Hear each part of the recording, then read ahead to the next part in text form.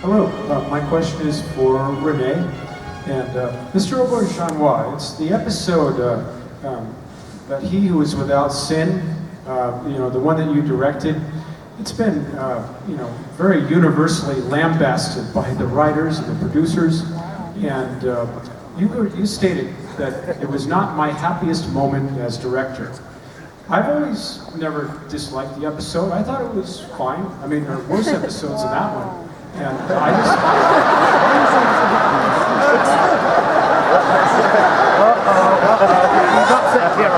You've upset Kira. You're gonna kill me. No, go on, you fascinate me.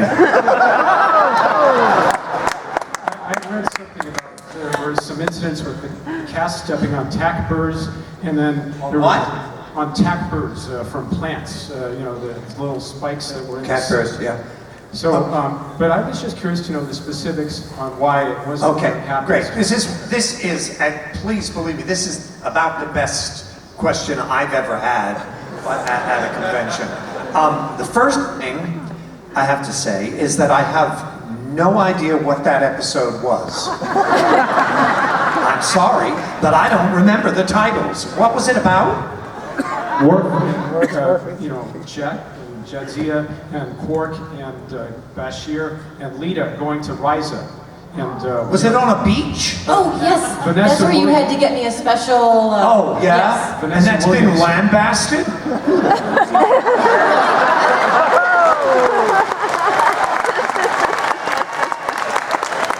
I said it was not my best moment, not my happiest moment. Well, only because it was well, I had to work with Michael Dorn, and that was impossible. I'm sorry, Michael Dorn. Where is he? Where is Dorn? Anyway, no, I love that man.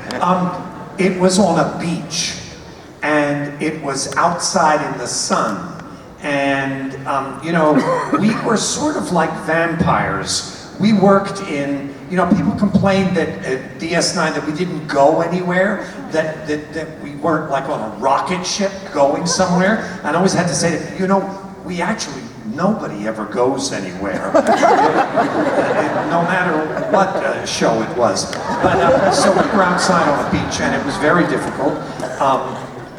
Terry had terrible sun allergy, so she had to be constantly covered up. She was a trooper, but it was a bitch. I don't even really remember it. Why would anybody, how many episodes did we do? Thank you very much. Armin. Thank you. So, I think I directed 8 episodes, I'm not sure. And I know that I was, on a learning curve, and out of the 8, I think maybe 3 of them were something that I thought was really good, and then, what did I say? So I have to do some math thing. And anyway, 2 of them didn't work, and sometimes it's partly the writing, partly the conditions under which you're working. Listen, we were lucky to get the damn shows done. And so some of them were great, and some of them were not so great. And over 7 years, I think, on average, it was pretty extraordinary work. And so we are going to go into a speed round, which means we're going to try and have quick answers. I'm sorry, I won't talk. It's quite all right. Don't ask me just because we're pressed for time, yes. Hi, Cirroc. My question is, how was it like to work on Of Gods and Men, portraying Uber's son? And if you would consider doing some more Star Trek independent films in the future. It was really good to work with the whole Of Gods and Men cast. Tim Russ directed that, and I've always been a fan of his. So when I got the call, they said that Michelle and Tim Russ are going to be doing this, it was just a no-brainer for me to try to sign up for that. It was real fun. I just saw the Renegades movie too. Oh, I'm looking forward to that. For those of you that haven't seen Star Trek Renegades, it's a good one to check out. And but yes, I would do it again. Absolutely. Thank you. Okay. Yep. Okay. Okay, I'm one of the newbies that people put their hands up, so I hope this isn't a rookie question, and I'll make it fast.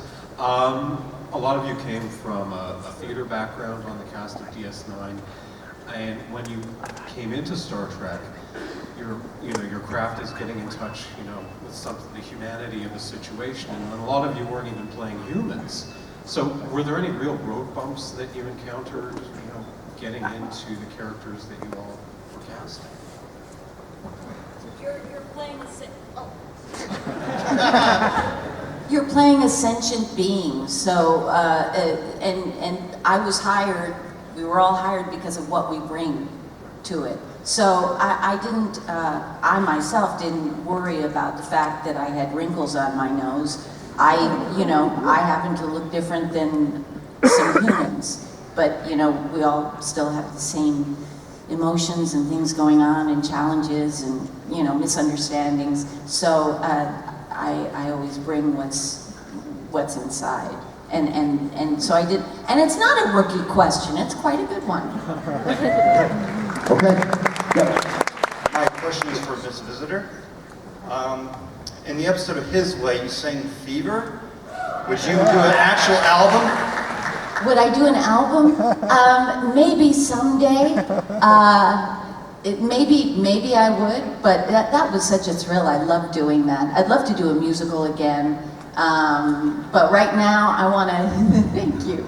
But right now, I want to get that play up. That's my whole thing. That's where I live. And then one more request for I'm sorry, we just got one question per person, please, okay? I've got time for 2 more questions, yes.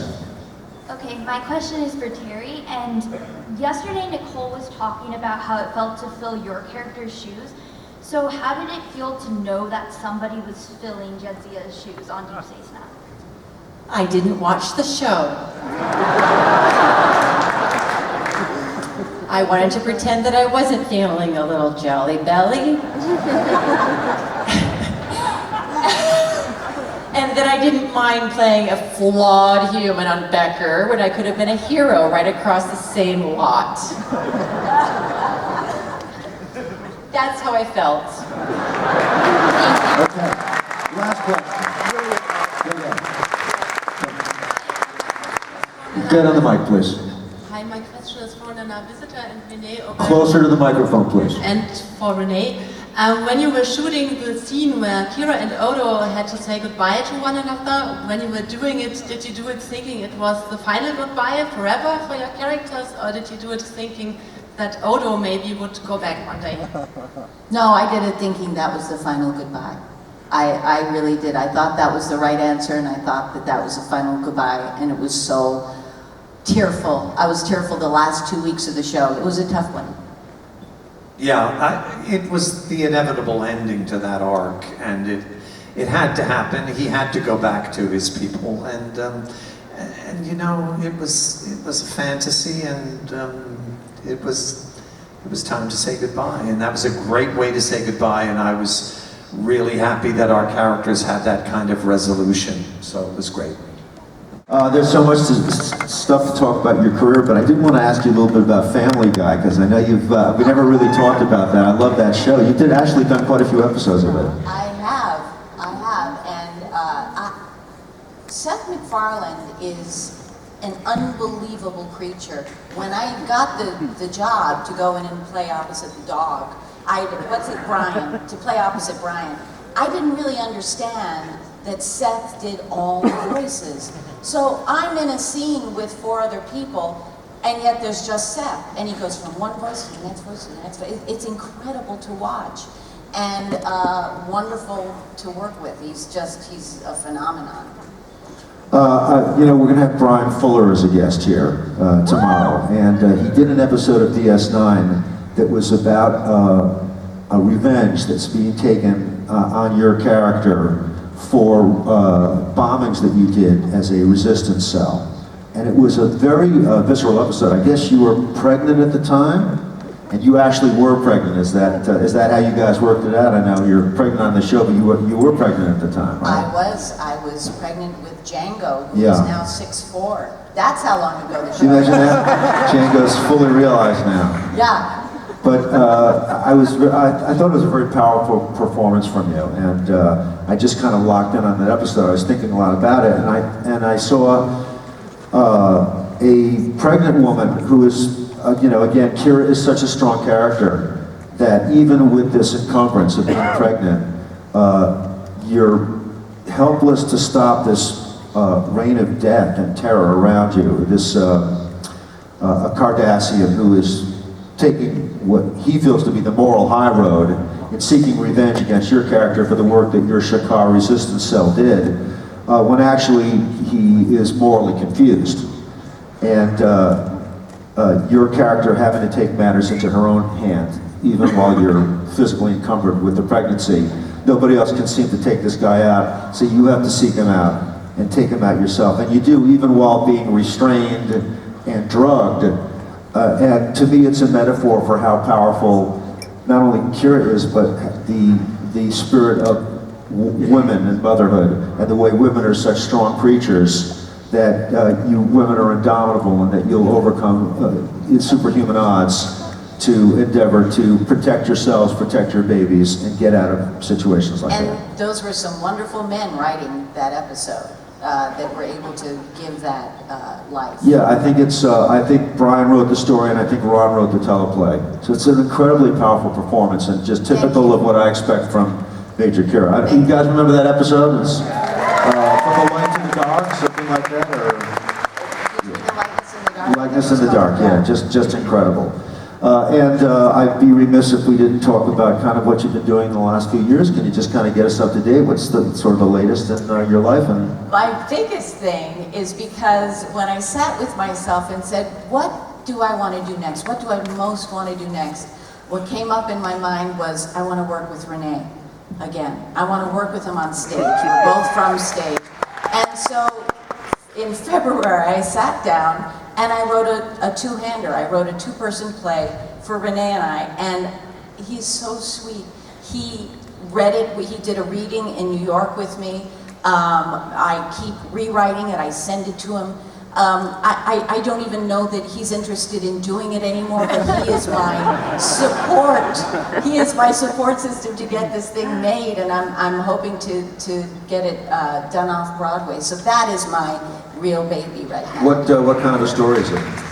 It is a strange story, but if you know Odo, you're not going to worry too much. You know, if you think of him as Odo, this isn't going to be too much of a stretch. It is an older actress who, one night in New York, in her apartment, she lives with her cat, and she has a series of phone calls that everything gets worse and worse and worse, and she spirals. And she turns the gas on in her apartment, and you don't know whether it's the gas or really what's happening, but her cat has a few things to say to her and starts to talk. And of course, that's Rene's character. And it's how this cat has an innate wisdom that he tries to remind her she had at one time as well. And that's what the play is about. It sounds wonderful, and indeed, Rene is the Cheshire Cat of Deep Space Nine, so... That's why it's a cat! He should be a cat! It's a wonderful piece, and every time she sends me a new version of it, updated, rewrites, and it just gets better and better and better, and it's too big a part for me. I just, she's terrified that that I'll refuse to do it when she finally gets a production up of it. And I never say never. It's too big for me too. I never say never. The actress has a 12-page monologue, and I'm like, I'm not doing that. Well, I wrote it, but now I'm thinking someone else should probably do it. Yeah, well, it's a wonderful piece, and I'm sure it's going to get done somewhere, and someone wonderful will play the cat. Thank you, Rene. I'm sure that we had you two do love letters at least we did. a couple of times, right? And anybody see that? Because that was wonderful. But I celebrate the relationship of Kira and Odo on Deep Space Nine. For me, it's love in its purest form. And, I still think that the Constable was, a very... he was a kind of a cohesive force on the station, not only trying to maintain order, but trying to maintain civility and keep everybody together. And he was a very strong force in Kira's life, and then Kira became an equally powerful force in his life. And I hated to see the two of you part at the end of the show. It was tragic, really. It had to happen. Come on. That's what I felt too. It was written in the stars. Yeah, it just had to happen. Well, we're going to talk to you for a moment, Rene Auberjonois, everybody.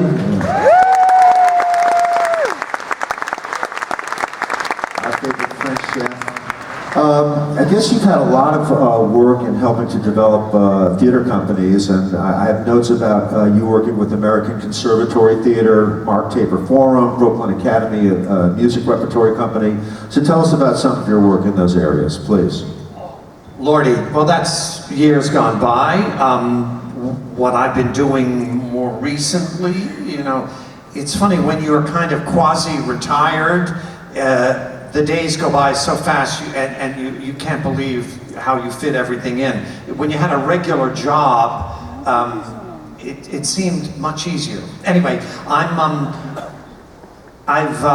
actually done 3 films in the last year that will be coming out in the coming year. The most recent one just got a title called Livingston with Michelle Williams and Kristen Stewart and Laura Dern, and it's a wonderful, wonderful role in a wonderful film, I think. I got to work with Michelle Williams, who is just one of the most spectacular actresses on the par with these women here on this stage, and so that was a thrill. And the other film I did is called The Blood Stripe, and it's getting totally finished up this week, and that was written and directed by my son, and I have a part in that, and I think it's going to be pretty spectacular. So, and the other one is kind of a silly film with Cloris Leachman.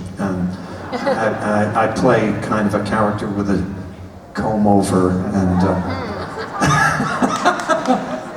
I think it's called This Is Happening, and she's fabulous. And you know, I do other stuff. I record novel. I just was in LA last week recording the 14th of a series of novels that I do, the Pendergast novels, and I do cartoon voices, and I come to these things and I raise money for Doctors Without Borders, and it's great.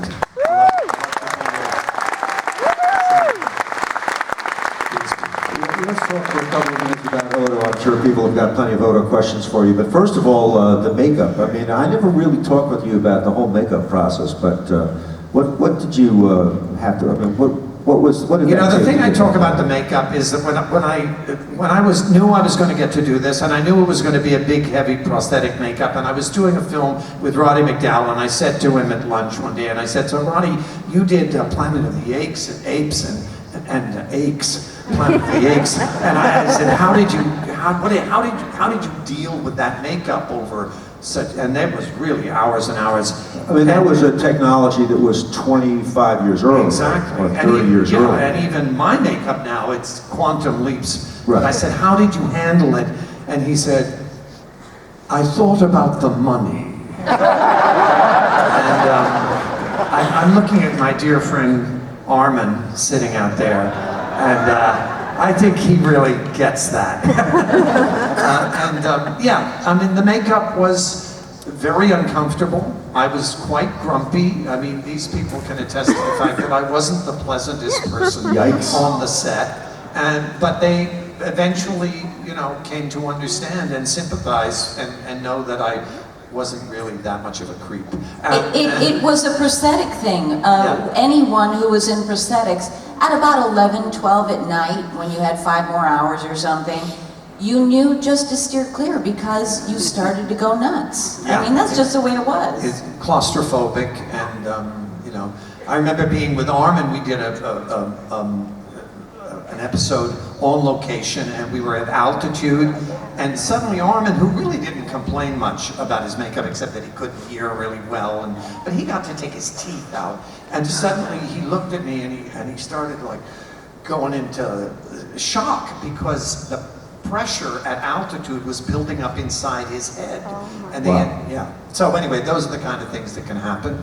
Since you're saying a shout out to Armin, let's say hi to Armin Shimerman, who's sitting over there in the front.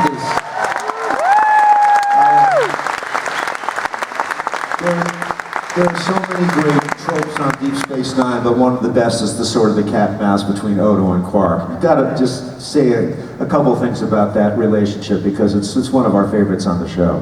Well, and obviously Armin and I relished every time we got to work together. We have very similar working habits. We come from the theater, we come from the same kind of training, and so we really, you know, when we were about to do a scene together, we really worked on. We're really compulsive and needing to control it and get it right. And but the thing that I think surprised both of us is how much people respond to that relationship, talk about it, remember things. And actually, that episode I mentioned about going on location was the only one we ever did that was all about Odo and Quark. Usually, I would walk into the bar, I would insult him, he would insult me, and I'd leave. Or he would walk into my office, he would insult me, I would insult him, and he'd leave. And they were we were sort of the spice in the general stew that was going on with Deep Space Nine. But it was a great relationship. And I also just like to mention briefly how much I loved you and Major Barrett together. Waxana Troy with Odo, I thought was a beautiful, touching romance.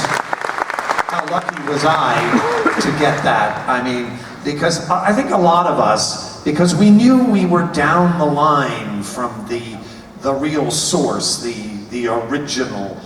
And so when we did the Tribble episode, and I'll let other people talk about that, it was like electric for us because it was like we were getting to, I don't know, it was almost supernatural. And getting to work with Majel, who was so sweet, and it was at the very first convention I ever did, and I was backstage and I was a nervous wreck and I didn't know how I was going to handle coming out, and she just sort of just showed me how easy and how good it was, and how, she said, they're going to know more than you know, and they're going to help you do this, and that's always been the case. Well, to say nothing of the fact that Waxana Troy, who we thought was a fairly frivolous character in that episode where you couldn't retain your form, right. turned into a most powerful and nurturing character, and I sort of kind of fell in love with the character all over again for a different reason, and I thought that it was a great performance for the two of you. Another great moment for Odo. I'd love to talk to Cirroc for a moment or two. Hey, Cirroc, there's our fully grown up guy. And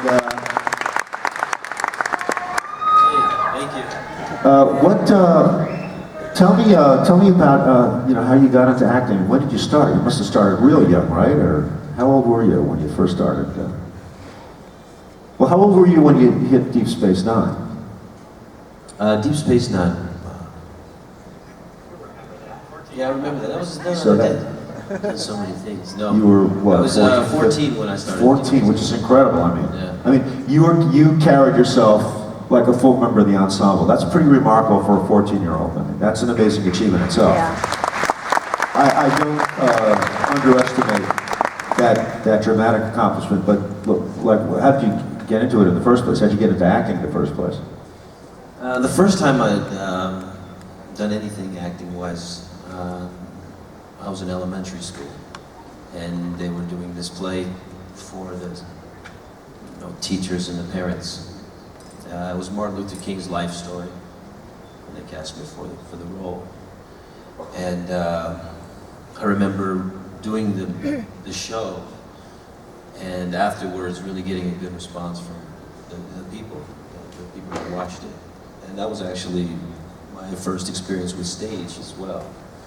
And getting the direct response from right after getting off of stage, and seeing parents and teachers that were at my school kind of adulate or have this kind of experience from watching this performance. That was my first taste of acting, and also the response of interacting. You managed to get yourself an agent, right? That's where the seed was first planted for me. You started doing some TV work? I started to do, like most child actors, commercial work. So, if you start off in the business, you start to do commercials or whatever work is out there for you. A lot of it was commercial work. So I did McDonald's commercials and cereal commercials and things like that. And then I started to, develop a routine as far as auditioning and things of that nature, learning that side of it. Because I think auditioning is an entire process unto itself. It is a job, and how you approach auditioning is different than how you approach the actual job once you get it. At least it's a little bit different of a cycle and process. How did the DS9 gig come up? I mean, you just they got sent out a call for it, and you auditioned, or did you know somebody? Yeah. My mom was my manager, and so my agent would call me and get auditions for me, and Star Trek was one of them. I had auditioned for other things at the time. Fresh Prince of Bel-Air is one of the things that I would have liked to have done at the time. But no, so I had the chance. I read for the casting directors, and they finally brought Avery in for the final run. And there were 3 of us, so it was pretty good odds. I had a 33% chance. So what happened when you met Avery? How did that first meeting come off? I connected with Avery pretty instantly. He says that I called him Dad when I first saw him. Those were the first words that he said I said. It's Dad. And I just remember leaving the room feeling good. I think that's what we do when we do an audition, and you feel like you've done your best, and you leave the room with a good feeling, and that normally translates to you having done the job. So as I was walking out of the auditioning room, I remember Ron gave me a wink, and just winked at me. And my mom said, "So what happened in there? What went on?" And I said, "Well, I don't know. I got a wink." So it's better than anything else. So it turned out to be good. And I actually got the call for the show on my birthday. So my birthday's pretty significant for Star Trek. Yeah.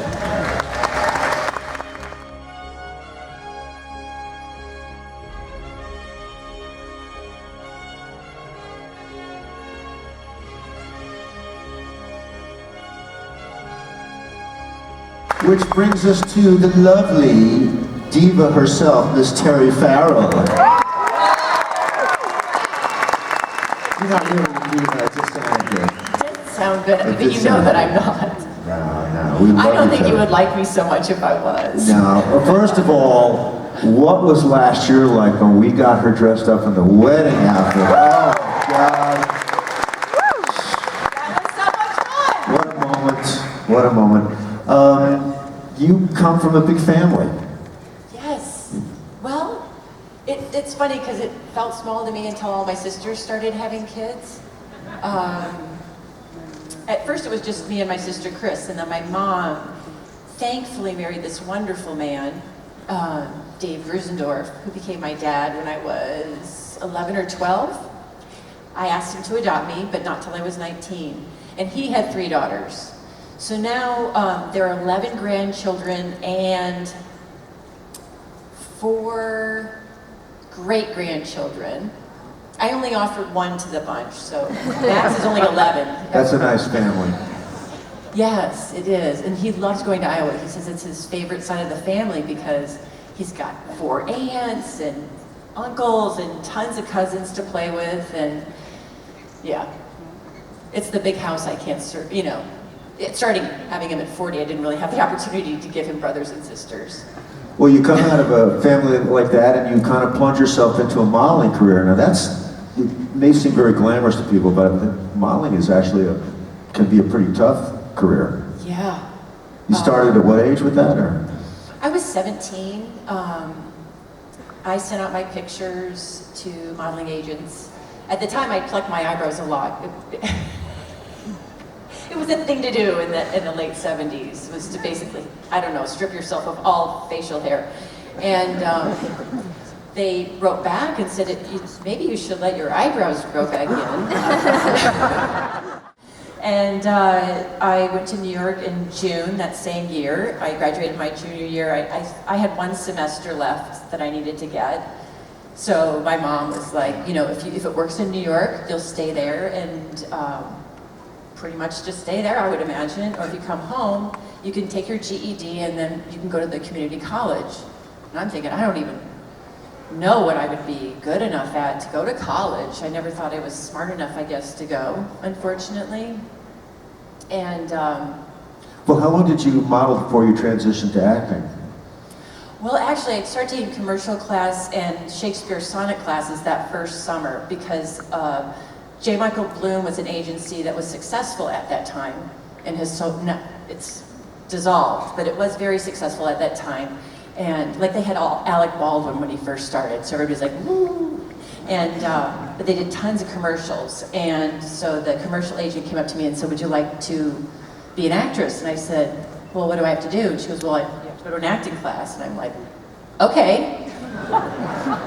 Since I don't know what to study in college and this is like looking like this could be my future, I was so happy not to be, I just felt like I was going to be stuck in a minimum wage, dead end kind of, oh my gosh, what am I going to do with my life? And then this came about and Kmart no longer was my big choice. It was like, I can make my life different here. So no matter how scary this is, I'm jumping in. And that's exactly what I did. I just started taking acting classes and working as much as I could. How did the DS9 gig come about? I had, by then, wow, 20 years later, no, 10 years later, I read for it. I got at the end of the rung of reading for it. At the beginning of the summer, Junie Lowry wouldn't see me. She'd already seen me for things, and she just didn't think I was right for the part of Jadzia Dax.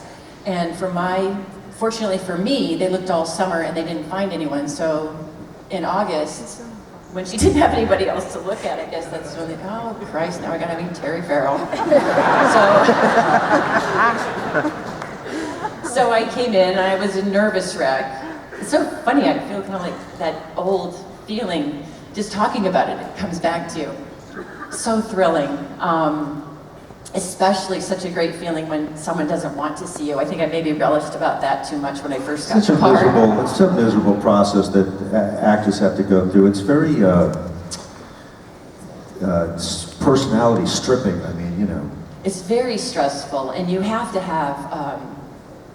I think being grounded is important. It's hard to stay grounded, but there's a part of your ego that has to be healthy enough to say, okay, they didn't want me, I'm gonna try again. I'm gonna pull my strokes up and we're gonna go in there and we're gonna try again. And there's something about that, I'm not gonna give up, old-fashioned, I thank my parents for, you know, you're fine, brush it off, get up, do it again. And if it weren't for that, I would have given up way sooner, you know, so. Thankfully you didn't.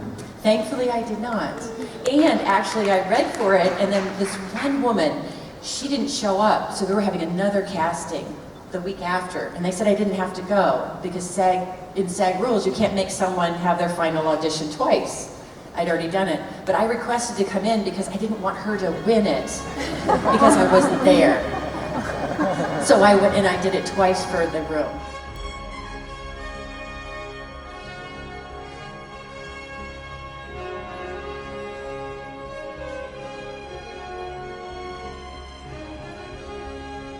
Yes, sir. I think this one's broken too. So what is the secret to winning at Dabo? You know, nobody has ever asked me that question. Has anybody ever asked you what the secret to winning at Dabo is? I'm too young to gamble. It's all you. Sorry. I guess keep your eye on the wheel and away from the Dabo girls. Okay, so I hope you don't mind me getting a little serious here, but I was surprised at something Armin said yesterday. I had no idea he felt that way, but he said that on the set of DS9, you guys were very close because you felt like you were on the lowest rung of the alien races there. And I just wanted to know what you think about that. Well, I had the lowest paycheck, so I guess that was just kidding. You know, actually, Armin mentioned that to us, and you good? Okay. He actually mentioned that to us, and I didn't really feel that way. I remember thinking, I don't know. I thought they treated Nog very seriously throughout the 7 years, especially once I went to Starfleet. And to be honest, I was a working actor. I'm working, so I was very happy with what they were giving me. And they gave me such great scripts and great stories. So I didn't feel that way, to be honest with you. But we were also recurring guest stars, so you know we were already treated like not bad by any means, but you know, there is a difference between the regulars and recurring in the sense of certain amenities and things like that. But I never ever felt negative towards what I received from the show, to be honest with you. But I also think they treated my character a lot differently than maybe they treated the other Ferengi. How did you feel? I think, did Armin say something about feeling like the Ferengi were treated as second-class citizens on the show? Something like that. Yeah, I kind of, to echo what Aron said, they did such nice things to the Rom character. And as an actor, I was just happy to be working. They could have treated me like a third-class citizen. I don't know if I would have noticed, because I was on such a high from being able to do the work and play the changes in the character that they gave me. Originally under his brother's thumb, and then rising up and rebelling and forming a union and marrying Leeta the Double Girl and then becoming Grand Nagus and all that great stuff they gave me to play. The one thing, having said that, I would say I did feel that whenever they wanted to try out a new director, they would try him out on a Ferengi episode. That got a bigger laugh than Eisenberg. They would try out a new director on a Ferengi episode as if to say, you know, if he makes a mistake on a Cisco episode, that's a big mistake. But if he makes a mistake on a Ferengi episode, not so bad. You know, I do see what Armin's saying from that perspective. We also got some great directors. Rick Colby, for example, directed us, I know, and some other. LeVar Burton directed us, for example. So I thought your storylines were great, and I love the evolution of your characters, all of them. So that's why I was surprised to hear Armin say that yesterday. But that's how Armin felt. That's how Armin felt. I see a little bit of what he's talking about, but I didn't have. They gave me such great stuff. I didn't feel. The feeling never occurred to me that there was something to complain about. Yeah, and I will say the three of us did bond really well. I would say I would agree in the sense that we're all wearing makeup, we're all have the same schedule, get there early in the morning, work all day. But the thing that was great too is Armin always wanted to rehearse with us, so we'd go to Armin's house and rehearse when we would all work together. It was just for me personally, an amazing experience. The people I had the opportunity to work with. And Armin was wonderful, and so was Max. And we had a great time. And I think that really bonded the three of us on the show a lot, more so than anything.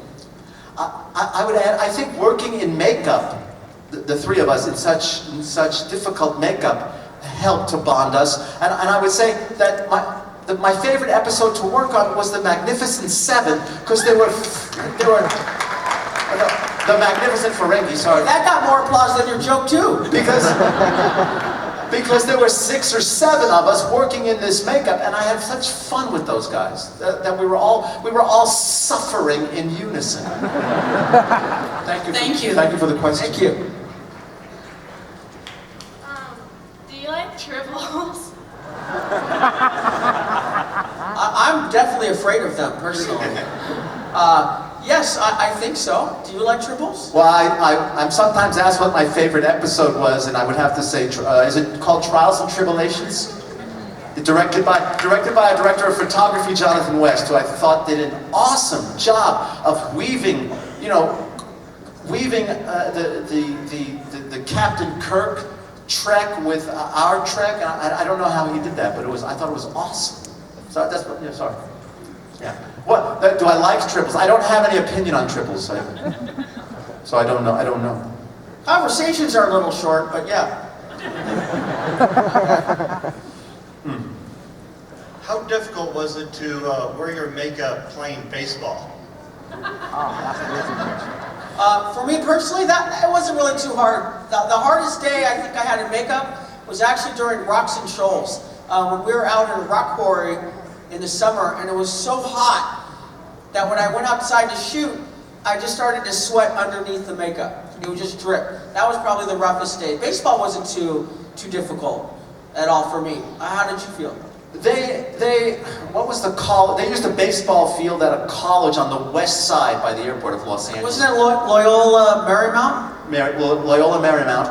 And they told me they did that because they didn't want us to be suffering in the makeup. It's cool. It's closer to the ocean, so it's much cooler there. It wasn't. It really wasn't. It was actually fun to be outdoors in a cool environment with the makeup. So that was not a problem. So playing left-handed for me was. Well, I was supposed to look like a bad baseball player, so actually that worked out too, I guess. It was funny, the people that needed to look like they knew how to play baseball didn't know how to play baseball. But the people that knew how to play baseball needed to look like they didn't know how to play baseball. I said to the non-visitor, just to, because I'm not that accurate with my left hand, I said, I want you to know I'm throwing with my left hand. I'm throwing like a lefty. She said, I have no idea what that means. I remember that. And one more question for Rom. Where'd you get your clap from? My what? Your clap. I caught the clap? No, what is that? Max has the clap?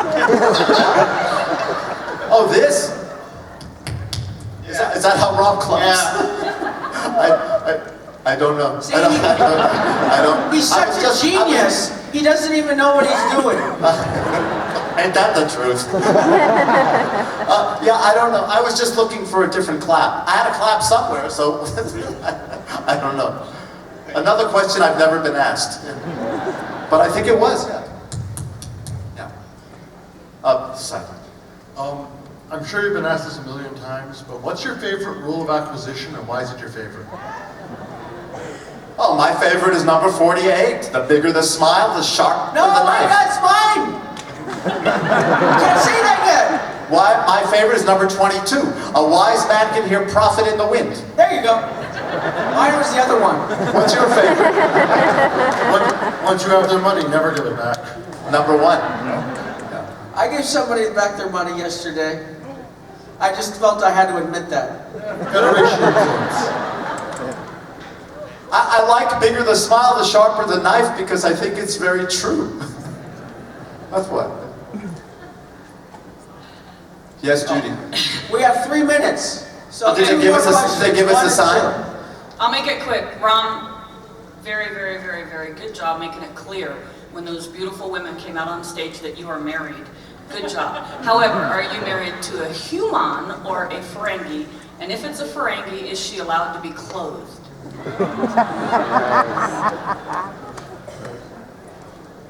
Don't look at me. Are you asking me if you're asking me if I'm married? I'm asking Rom if he's married to a human or a Ferengi. Because you told us on stage when those beautiful women came out that you are a married man. Oh, Rom is married to Leeta. I know that. I've watched the episode. Leeta.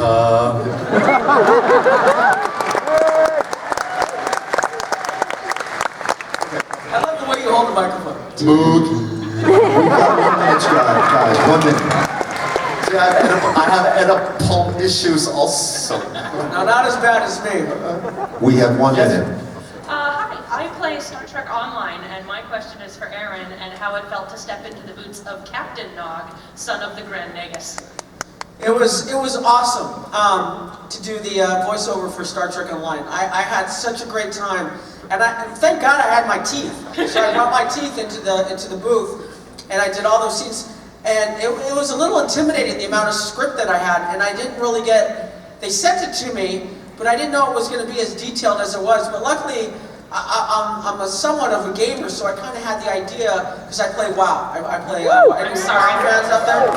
So I knew kind of what was going on. So it was kind of fun to just read it, because that's all I could do was just go for it. But apparently I mispronounced one of the races or something in there. But it was a blast to do. It's going to make a noise. Show me your walk. What? Show me your walk. No. We don't have time. How many more minutes do we have?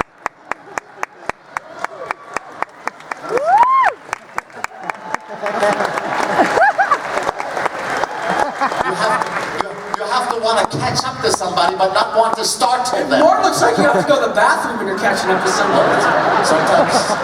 Sometimes that helps. See?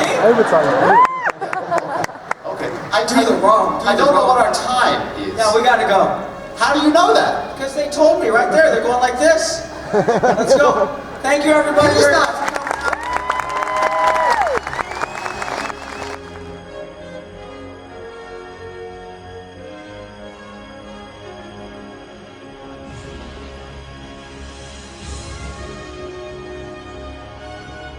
How about Rodney Dangerfield? So nice. Just tell me about that guy. I love that guy. Oh my God, he was such Anybody a see Back to School? You guys are awesome. This is a hysterical film, but anyway, talk about Rodney. I auditioned for it and I was really nervous and he kept telling me to relax, but my first audition for it was with him.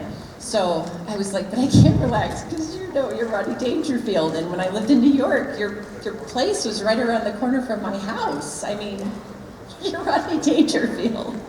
So I read for it and they really liked me, so I came back and read for it again. And when I did it, I never had any scenes with him. So,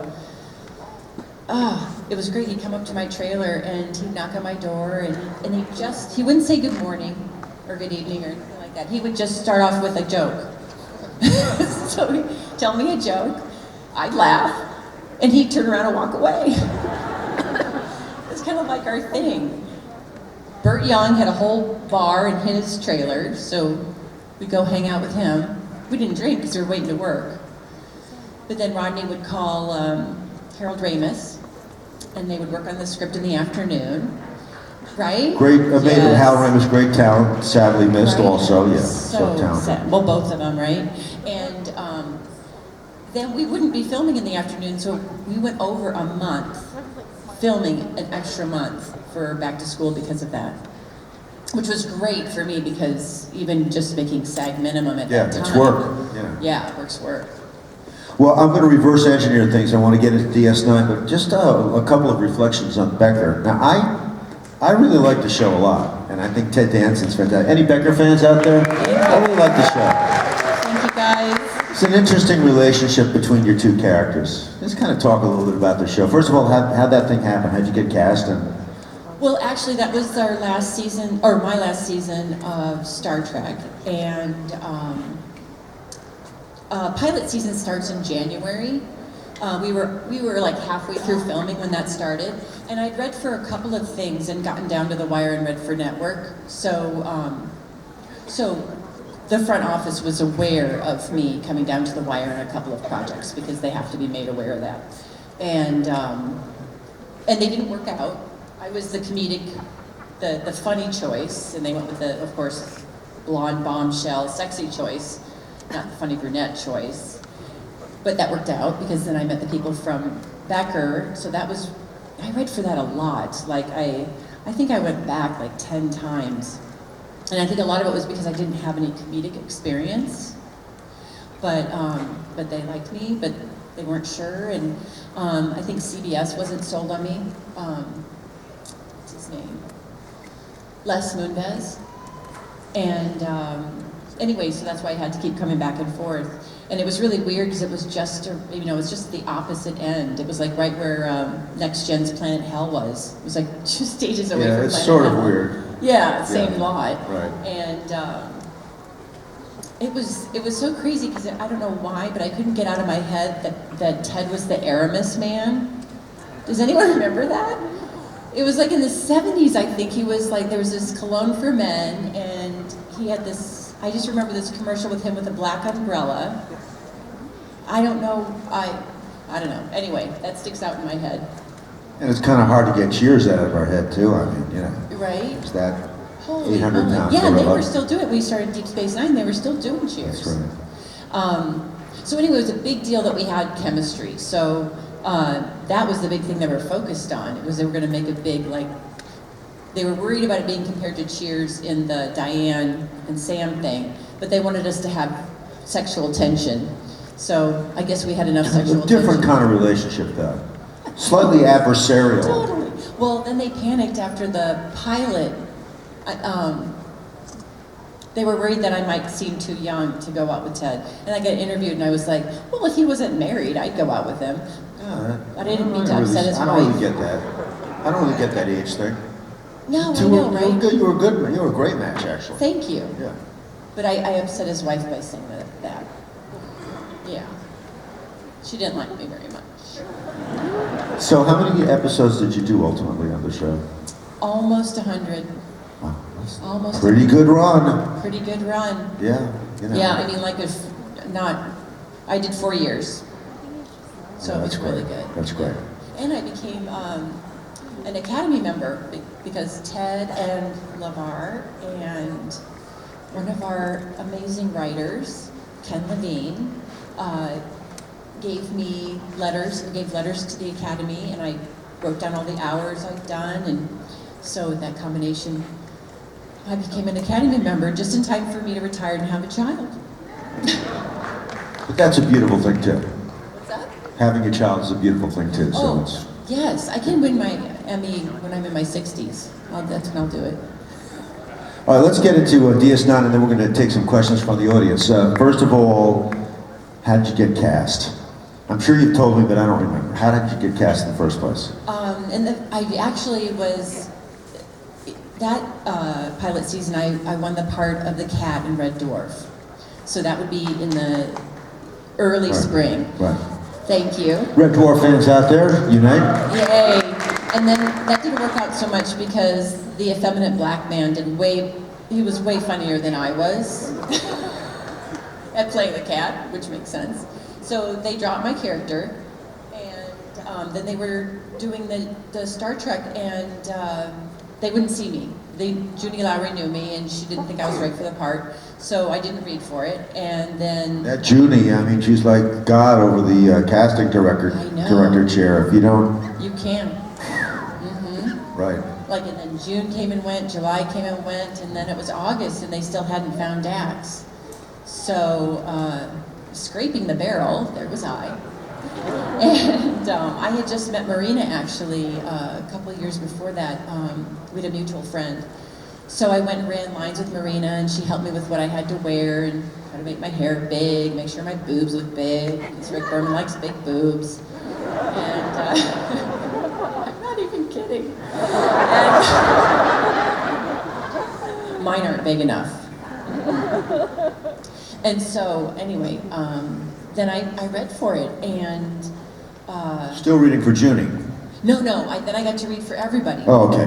And who is everybody? I read for Junie, and then I had to read for, the network. Or no, sorry, it's not the network.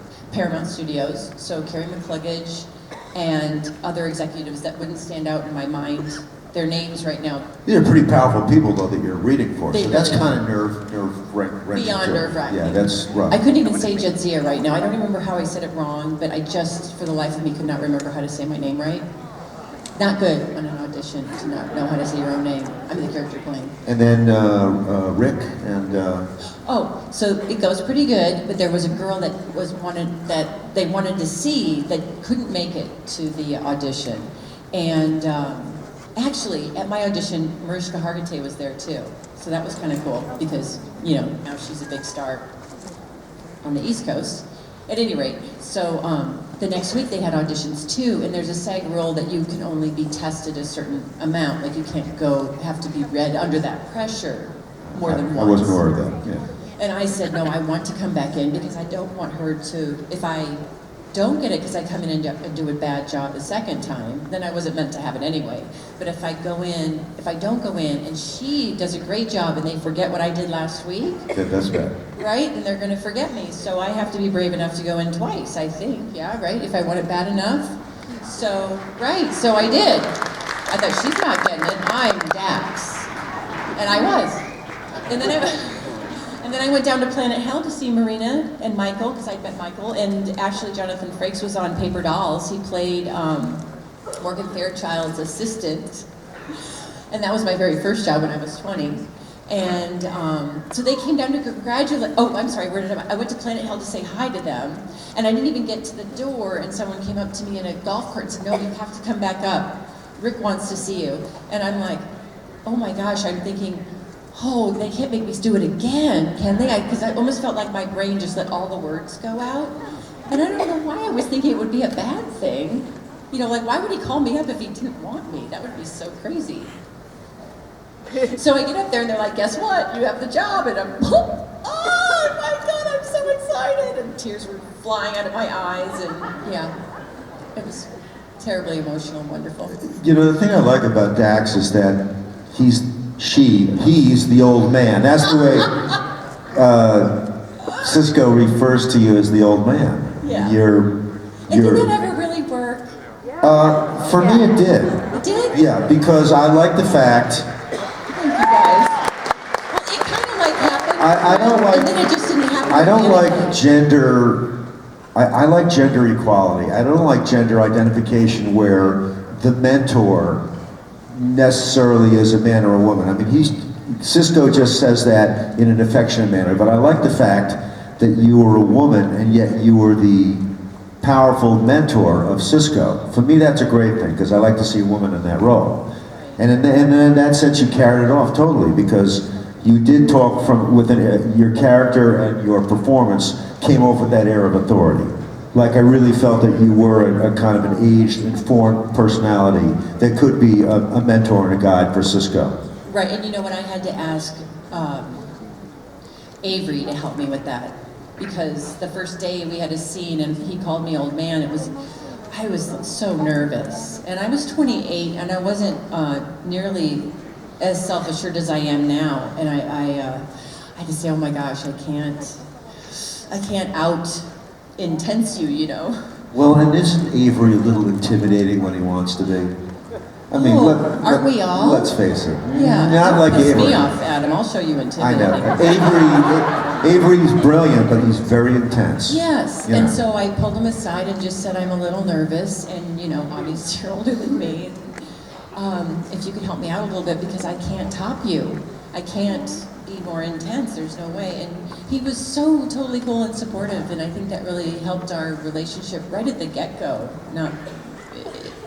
It informed him right away that I wasn't going to compete. I just wanted help as another actor to help me, and he was very generous. And we've always had a really good relationship, so I feel really lucky for that. I really, he's an amazing person.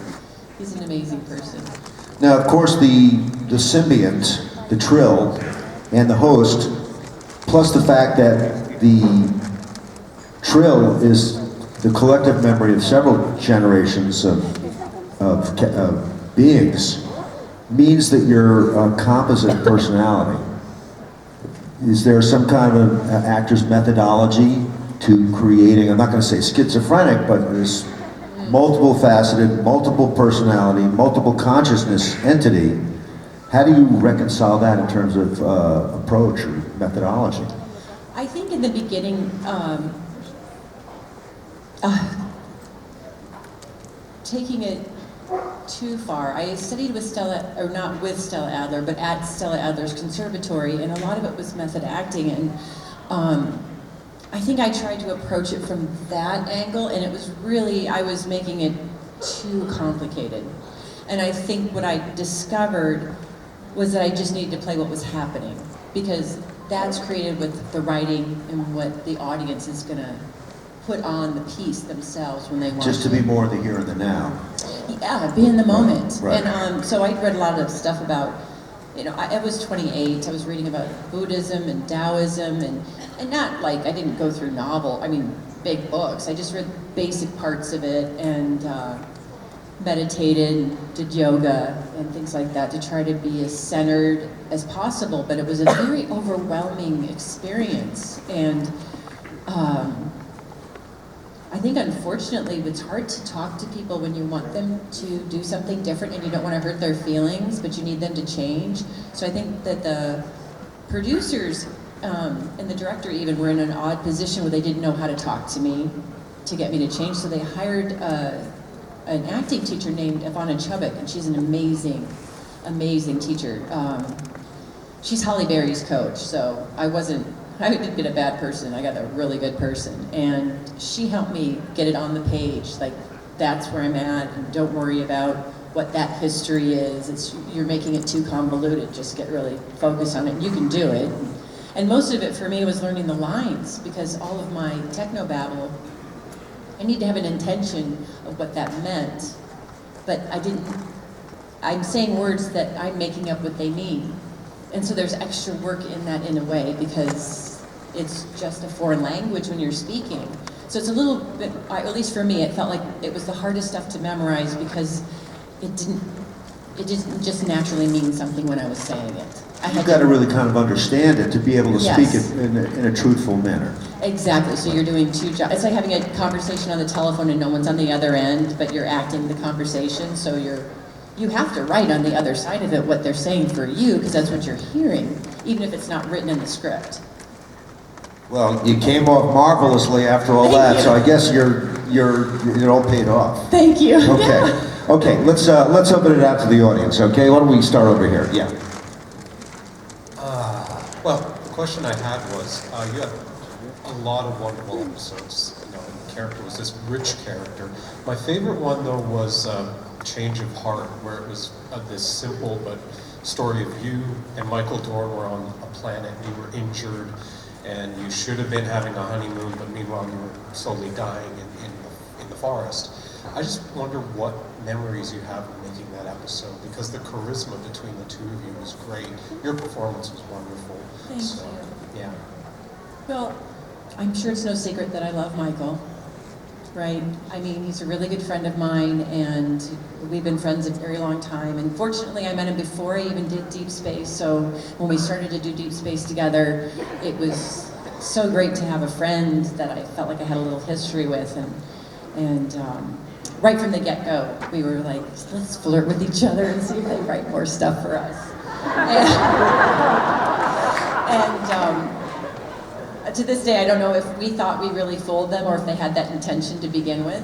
But so we'd already been working together for a while, and he knew that I wasn't coming back, and he knew that everyone knew what was happening on the set. This was a Christmas show. It's sort of the show that everybody doesn't want because everybody wants to get out for the holidays and get shopping. So that happened to be our time together, but I didn't mind because it was really fun to have it just be the two of us. It's more intimate. It's easier to work on the scenes together because it's not like someone else is doing something else and you're like, oh, we can't get everyone who's in the scene together to rehearse it. So we had each other, which was great. Also, I had a couple of producers that were unfortunately talking to me in not very kind ways, trying to bully me into staying. And so that fueled a lot of, I think, at least for me, searching for or seeking out protection from my friend Michael, right? So I just felt like I could fall into him and he could support me. And it's so touching, but and even at the time, we were like, wouldn't this be the perfect episode for me to die? Because imagine the conflict for Worf. It's exactly what his fear would have been. And it would have given his character, he's a Klingon. I have to say, as much as I love Avery, I think it was weird that he was there instead of just Michael, my husband, being by himself with me. I just thought that was a little intrusive, but of course I'm dead, I can't say anything about it. But it just seemed like poor Worf should have been on his own for that moment, Should have been more personal and intimate. Yes, not business. I mean, I understand that Avery's character knew my character intimately as a mentor, but it's different with the spouse. And I wasn't married then, but I've been married now, so I don't understand that dynamic not happening. But yeah, so that show was, I think, very cathartic, and it helped us kind of have a way to work through how that made us feel, me going through this particular decision in this particular time. So it's nice that it translated on film. Very much so. And yeah, it's one of my favorite episodes. Thank you, it's one of mine too. And it's cool how you sort of channel your internal anxieties in the real world into your performance and use that as a mechanism to drive the performance. You know what's the best tool you have as an actor? Is what you're going through right now. Because it's your emotional charged, it's what's real to you in your life. Yeah, Ivana helped me with that a lot. That's cool. Yeah. Yep. Ms. Farrell, I have another episode question, if that's okay. No. Yes, of course. My gosh. Okay. Now, I'm a very big original series fan, so I was very happy to see you and the three Klingons in Blood Oath, where you were there with John Colicos and Michael Ansara and William Campbell. And so I understand that, I think you've said that it was great working with them, et cetera, et cetera. I'm curious to know if each actor, maybe was different from each other. Like maybe Bill Campbell was more cantankerous, while Michael Ansara was more happy-go-lucky, or John Colicos hated the makeup, while Michael Ansara loved it, or just how they were different and distinctive, if you can recall. Yes, Michael was very quiet. Michael Ansara was very quiet. And John Colicos, he was the one who he had a lot of, I think, physical issues. I think he might have had some illness. But he was the one who would have come off more cantankerous, but I don't think he was. I think he just was dealing with a lot. And Bill Campbell was the one who was, the youngest child.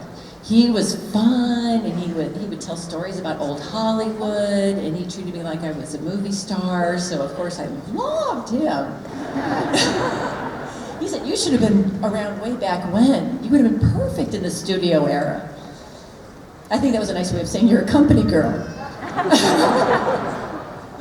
But yeah, and Michael Ansara, he was just like a giant teddy bear, sweet, soft, quiet guy.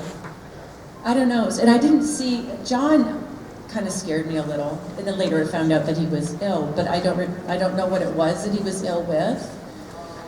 And I'm sure I was young enough at the time that I just would rather hang out with the person that was more fun to hang out with. Sometimes you just aren't mature enough to pay any more attention to what's, right in front of you. This is about me.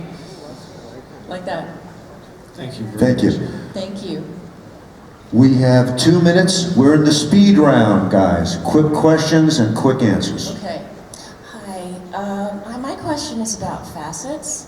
When Jadzia first gets to meet Curzon, and after listening to you talk about method acting, it partially answered my question about Jadzia's reaction to finding out that the reason why Curzon rejected her was not because of her intellect or any of her abilities, which I'm sure was of great comfort to the character at that very moment. But at the same time, it's kind of problematic that he rejected her because he was in love with her.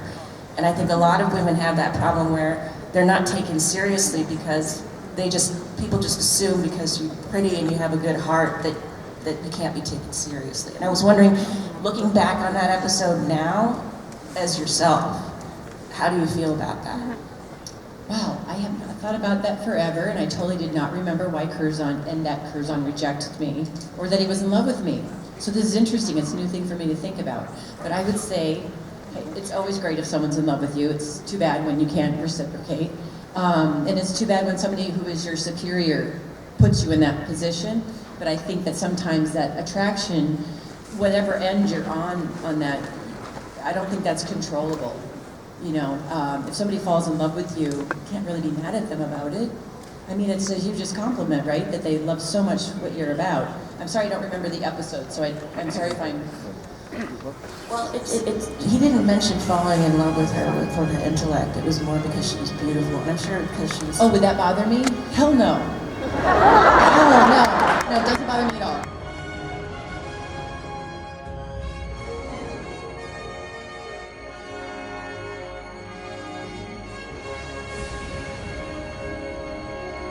First and foremost, the physical challenge of that arduous makeup. Just describe that whole process for you, and how you as the actor assuming the mask, how that plays into it.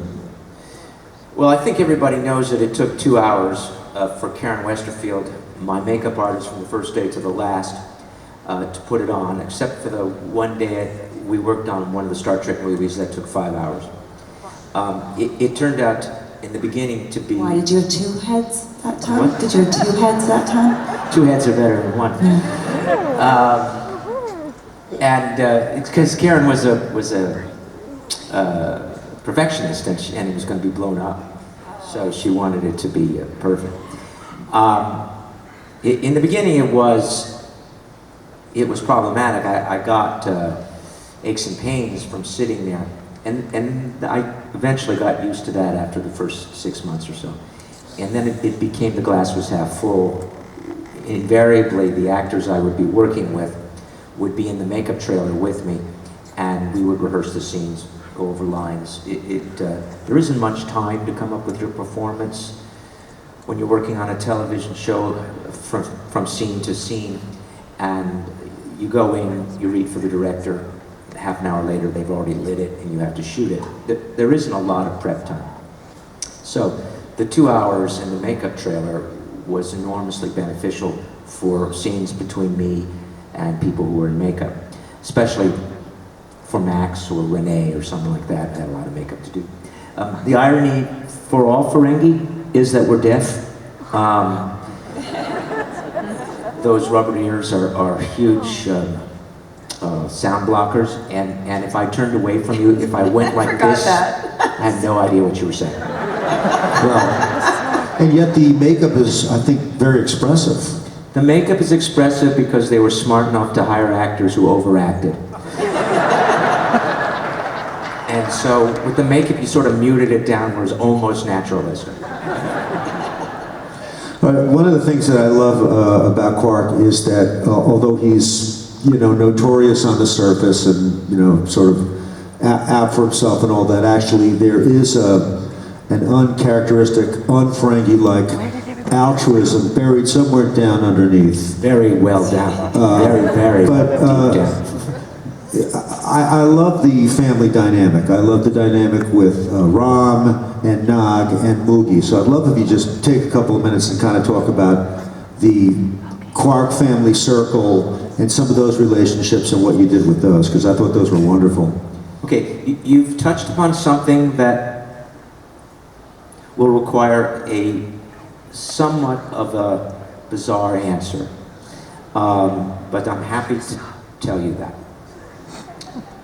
So you asked about the relationship between the three Ferengi, which was very close. The three of us bonded together for many, many reasons. One, because we wore the same makeup. That's naturalistic, natural enough. Two, here's where we get a little into iffy territory. Wait, let me press record. Okay, in Star Trek, like humanity, people are rated by what they look like. And the Ferengi could be voted the most ugliest race. It's not funny. It's not funny. The ugliest race in Star Trek.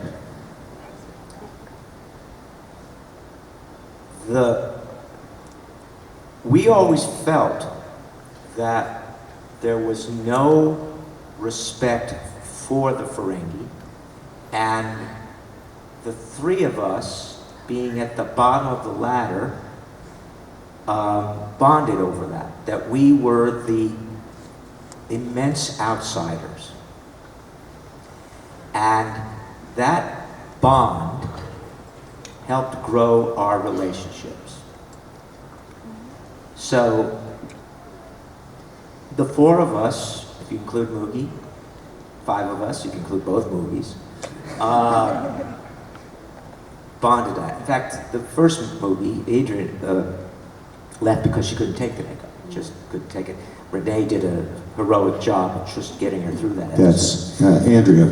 Andrea, right. Yeah, Andrea Marc. But it was being the low caste in the pecking order that probably bound us together as much as anything.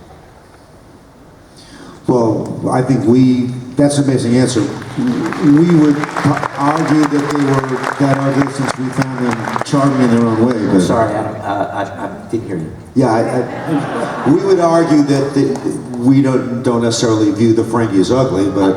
I understand that. I'm only telling you what I experienced on the set.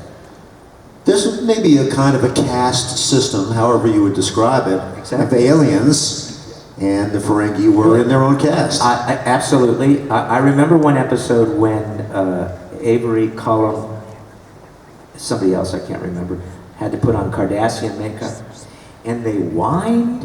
I bet. They whined, and they complained, and I looked at, and they were doing this really vociferously as I was sitting in the trailer there, and I looked at them and said, I've been doing this for years, and you can't take it for a week? But there was a caste system, there was. She was being very high up. And of course, the most high up were the humans.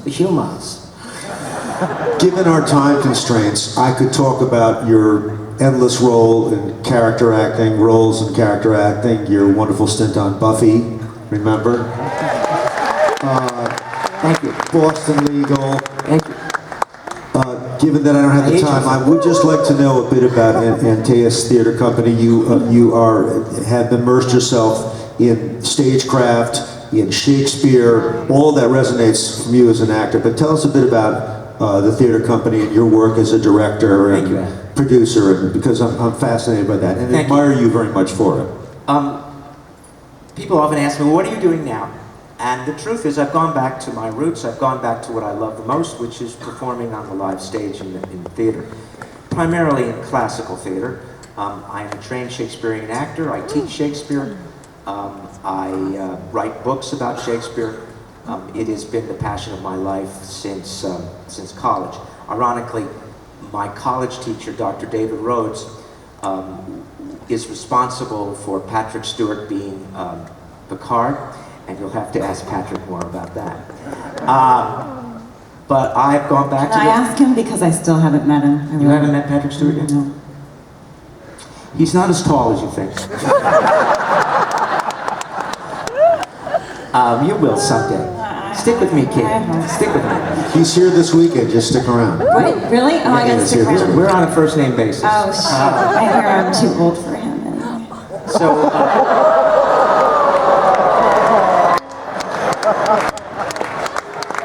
I told you there was a caste system. I knew you were going to say that.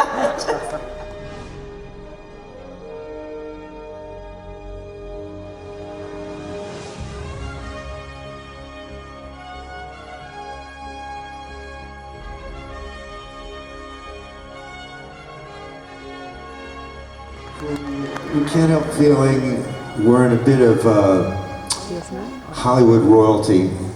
I know it's for you. You have a pedigree that's impeccable. What I think is amazing is that you have two incredible careers as an actor and as a musician and a singer. And so we'll start first just by briefly touching on your career as an actor. You had an amazing run on DS9, but years before that you had an incredible career in the 60s. And by the way, you look marvelous, darling, I have to say. For an old man. I need to shave today. I just drove in and I was going to take a motorcycle, but I decided to take the car. But you were working actively in the 60s. You know, I tell you, I was in a restaurant the other day and I overheard this guy talking, and he mentioned about being in the right place at the right time. And that was really a big part of my career. I mean, when I was in New York, I'd studied with a woman named Stella Adler, who was a great coach in New York. She was just a legend. A legendary for sure. coach. And when I left her and, tried to get an agent and they wanted photographs, and my going into this one photography shop as opposed to, I just chose it at random. And the woman there knew someone who got me my contract at Columbia Pictures. I mean, had I gone to any other photographer, that wouldn't have happened. And the same thing with to jump ahead to DS9, if I hadn't been at an autograph show and Ira Bear hadn't seen me, I would probably never have done DS9. So it's kind of interesting. I have worked a lot. I've been a very fortunate person. I'm very thankful for it, of course, because I enjoy it. I love it. I was always an actor from when I was a little boy. I would do interesting things. When I was about 7, 8 years old, I'd go into the John and I'd wet my face and I would lay toilet paper on it. And then I would mold the toilet paper into different shapes, changing my cheeks and my nose and different features. And then I would maybe cover one eye, take my mom's mascara and paint eyebrows, and then I'd go out the back door and go along the front of the house. There were brownstones in Philadelphia, and I'd knock on neighbors' doors. And they told my grandmom, they said, "Your grandson's a little nuts," which is probably the case. But I was always an actor, I was always doing things. I would do the strangest things. I mean, I would turn the house upside down, the living room especially, and make like it was like we were overtaken by some bad people. And I'd be in there when my mom got home from work with my shirt torn and ketchup all over the place. I don't know what the hell was wrong with me, but something was. I made this dummy one time and I put it on the toilet. And when people went in to use the John, of course they were panicked because they didn't know who that person was sitting on the toilet. I don't know, I started acting at a very young age. And, I was a huge fan of Time Tunnel. I love doing Time Tunnel. Just tell us a couple notes about that. I love that show. Well, I didn't want to do that because I didn't want to do science fiction. And then Irwin Allen, who was an incredible person, said he wanted to have lunch with me, and we did, and he convinced me that I wanted to do that show. And luckily for me. But I enjoyed that. I loved working with Bob Colbert and Lee Merriweather. We had a great rapport. With Bissell too, I think. Who was it? With Bissell? With Bissell, yeah. Oh, yeah. But Bob and I hardly saw anyone because we were always floating in space somewhere. And Leanne and Whit Bissell and John Zaremba were on the stage. John, did you know John was in that show? No, but Whit Bissell's wife is the reason I became an actor. Really? Yeah. And their daughter was a high school friend of mine. Really? Yeah. Nice people. Yeah, great people. Sweet people. But we never saw them because we're on one stage, saying, "Where the heck are we?" The show always opened, "Where are we?" Because we would roll into a scene, whether it be, I don't know, the assassination of Abraham Lincoln or Billy the Kid or whatever it was. Was it location stuff that you guys did? Or? We did some location, which is now Santa Clarita, where there are homes and things, right. But there weren't back then, actually. Yeah. So just a little bit about DS9. I mean, Vic he's a hologram, but in some ways he's the most human character on the show.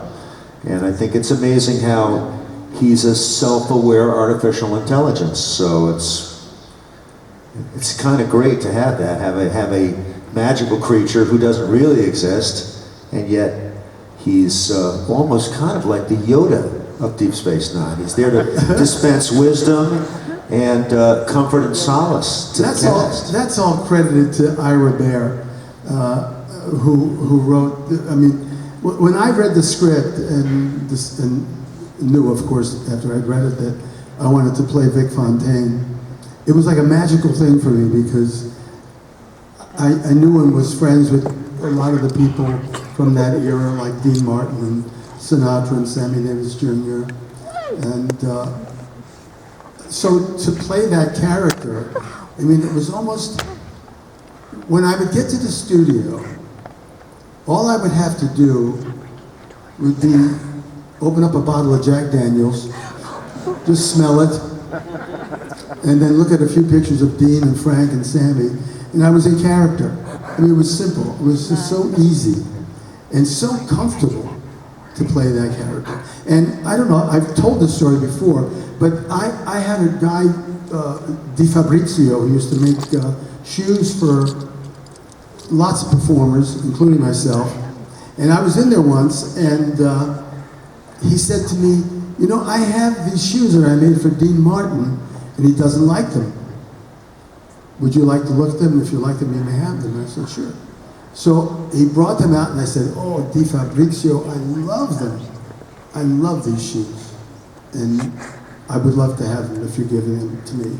And he did. They were the most ugly shoes you've ever seen. They were so bad looking, it's incredible. But I kept them because they were Dean shoes. And on the show, on DS9, I wore those shoes in every episode. Every episode. Sweet. Really. And I must say that my first day on that set, the cast, who was so beautiful, aside from being greatly talented, made me feel like I had been there from day one. And I appreciated that. You guys really made me feel so... It was our honor. No, it was great. I loved it. I had a great time there. All right, let's shift gears for a second. What's your greatest moment in your musical career? Greatest moment in your musical career, and you've had an amazing, career and worked with incredible people.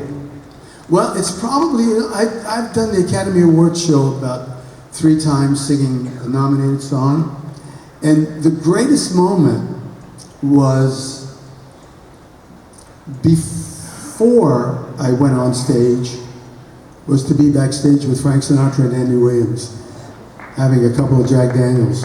That was my greatest moment.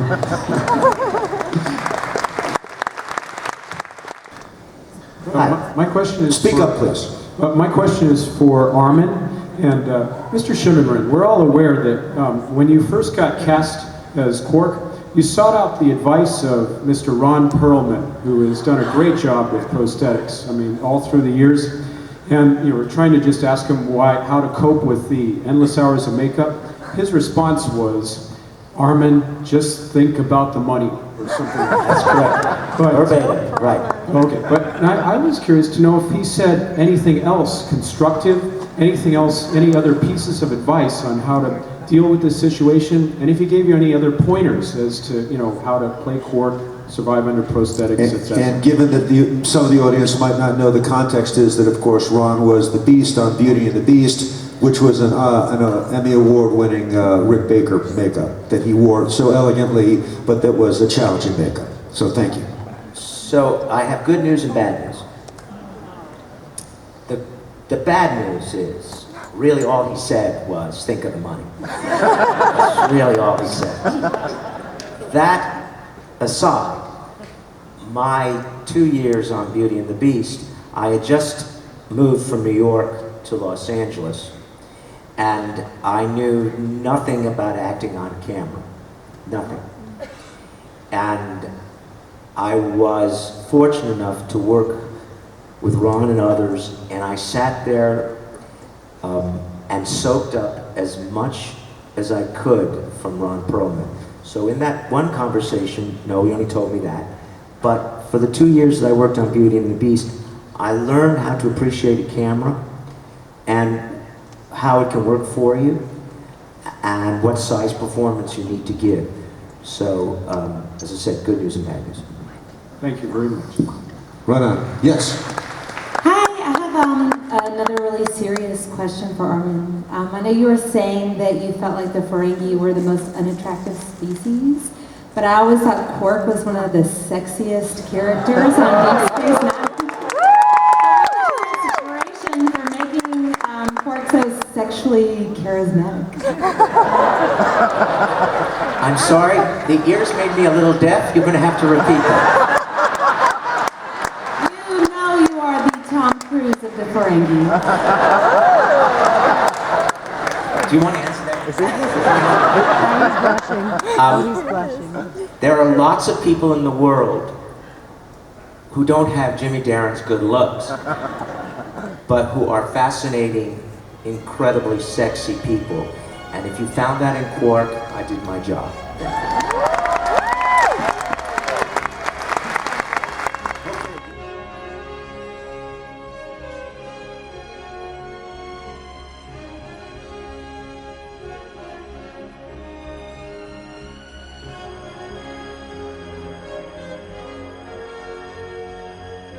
Yeah. Okay, real quickly, Armin, for me, you're always on the same level as everyone else, okay? So don't ever think you were at the bottom of the fans, okay? Also, Nicole, you really filled that spot beautifully. You went in there and it was great. Thank you for stepping in. And Mr. Darren, I was wondering, what do your big-time Hollywood friends think of you in Star Trek?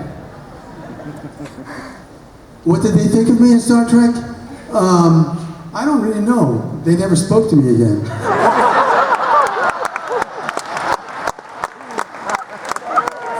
I guess they didn't like me. No, they thought it was great. I mean, they liked it. They liked it very much. Okay. I feel like I just have to say right now, this whole Ferengi thing, I guess because I came into it in the last season, and because my very first scene that I read for my audition was Ezri and Quark, and because I just instantly, I had maybe seen one little episode and I'd seen you, and I thought you were amazing. Of course, I knew you from other work as well. And I loved Quark right away, and I loved what Armin did with Quark, and that was, to me, Quark was like the center of the show, for me, because that's how I saw it coming in, because that was the first thing that I read, really.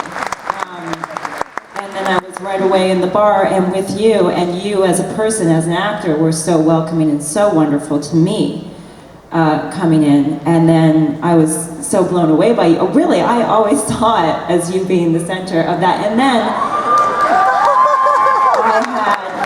honestly, and then my scenes with Nog were so great, and so I just think the Ferengis kick ass, awesome.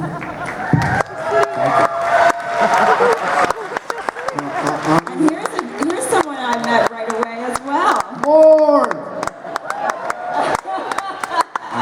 Wow, that's you. This is the holiday suite. So we've been saying for years, Warren, that you talk all the time. Ladies and gentlemen, the first. Born to be wild.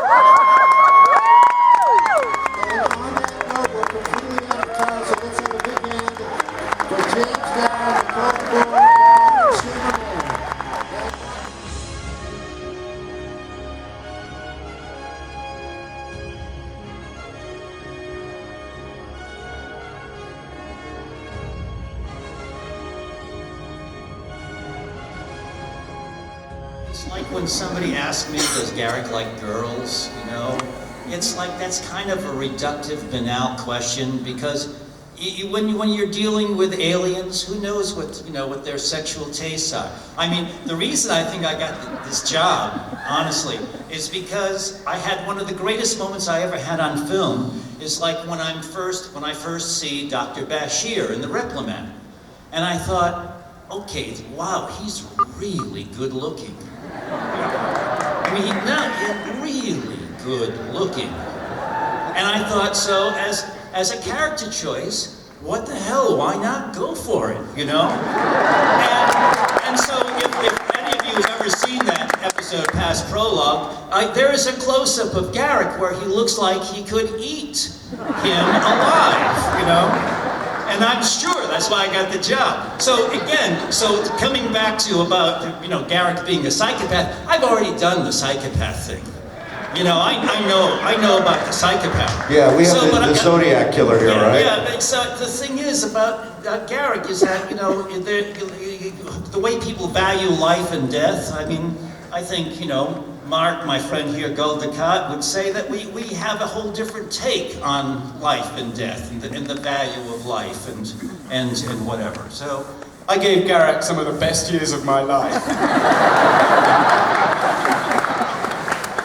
Ultimately, though, Garak can be ruthless, and I find him to be a bit of a predator, even. Definitely, sure. And I believe that we're all capable of all things.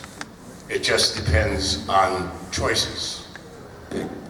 Andy, I'm wondering, are you pursuing your teaching career? What's going on with that? Well, you know, it's funny because I'm backing off the teaching career. I just finished, you know, working my last year full time. So now I'm only going to work one semester a year, and I want to get back into acting.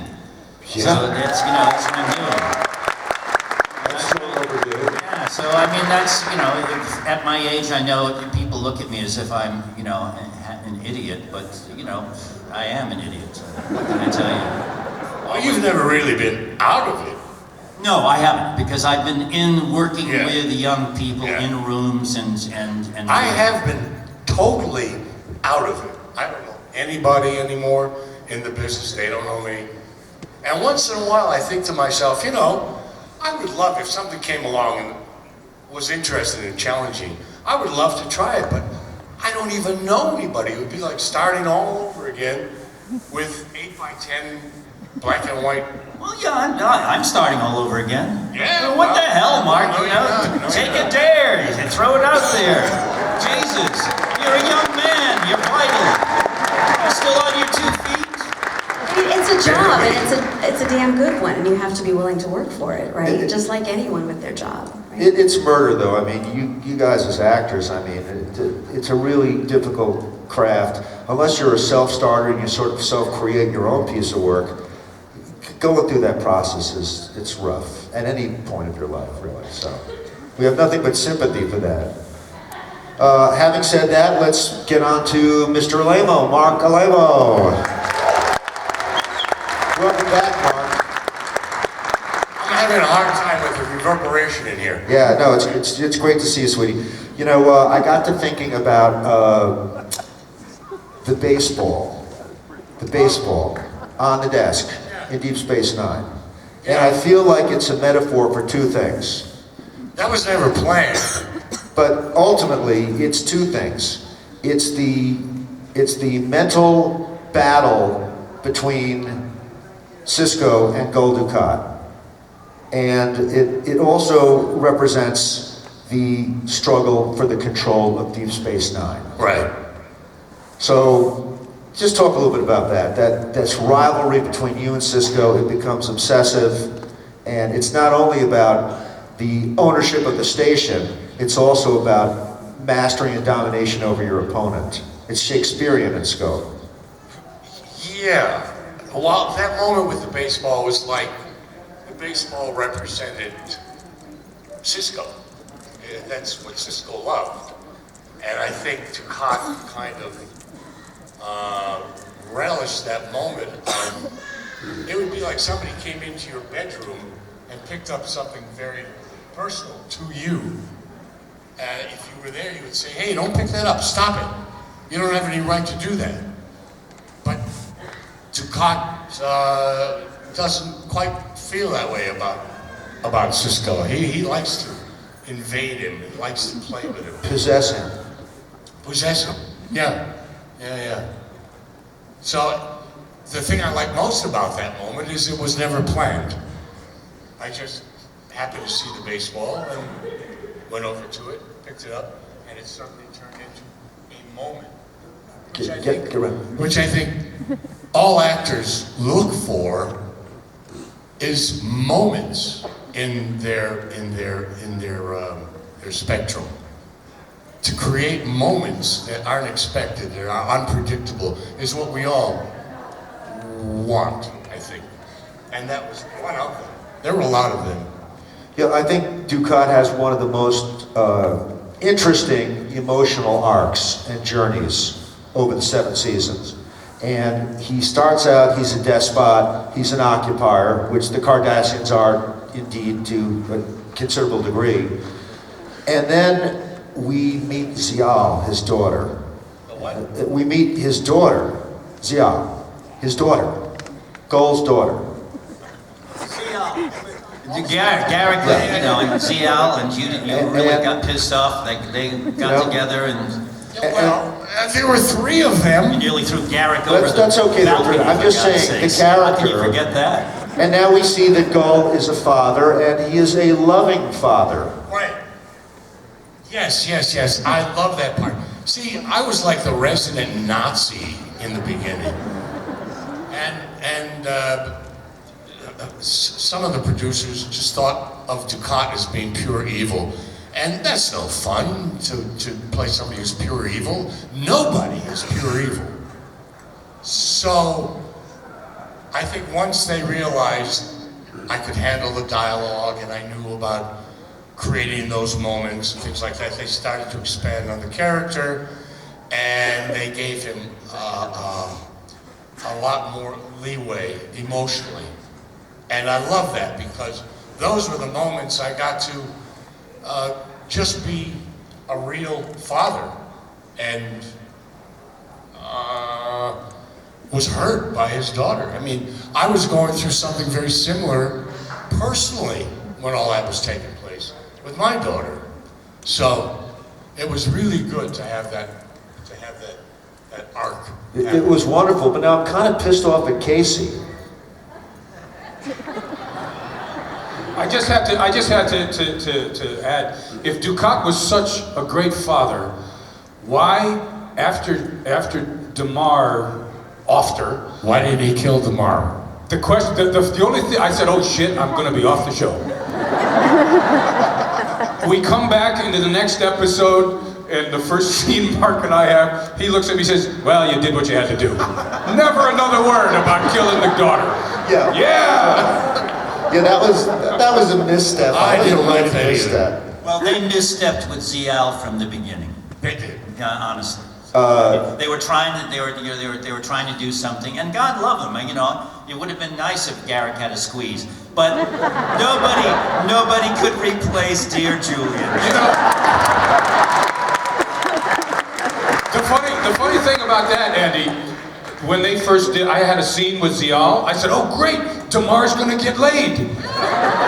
And I played the same kind of moment. I'm sitting there with Zial, I'm playing like, oh, she's really good looking, this and that. And the next, they just never went for it. They didn't even insinuate it. Then I end up killing her. So. Yeah, actually, that was another tragic side of the loss of Zial, was indeed we thought that Garak might find some redemption in his relationship with her as well.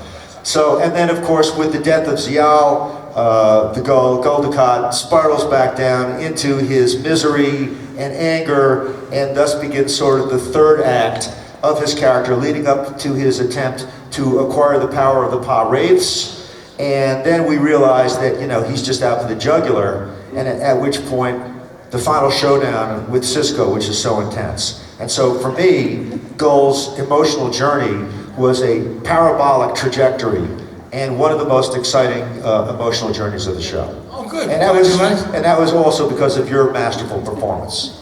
So there you go. All right. Okay, which brings us to, we're going to get time for questions, I promise. It brings us to the gorgeous and incredibly talented Chase Masterson. You mentioned gorgeous with an exclamation point. It's great to see you again, Chase. Thank you. It's great to be here. I love you guys.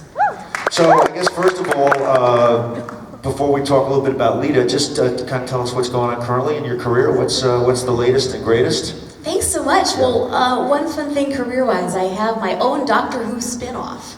Ooh. Yeah. I did a couple episodes opposite the original Doctors with this fantastic company called Big Finish, which you've worked with since. And they do licensed BBC audio adventures of Doctor Who. It's an audio adventure. And I worked opposite Tom Baker, and That's amazing working with Tom Baker. It's so great. I know, what an icon, truly. And then Sylvester McCoy, who I adore, and he's my Clark Gable. And so my character opposite Sylvester went over very well, and before even the first season of that aired, they said, would you like your own spin-off? And so basically I have my own show. It's called Vienna. I'm an impossibly glamorous mercenary assassin with a heart of gold who always lands on the side of good. I take care of the bad guys, but I don't do it with violence. Like in true Doctor Who fashion, I usually, what my character Vienna does is she's smart enough to have the bad guys be their own undoing. And with a lot of intelligence and a lot of humor in that cheeky British way, I take them out. And it's a lot of fun. It's intergalactic. It's all in that Doctor Who universe, so it's a blast. And we're in season 4. Wow. Yeah.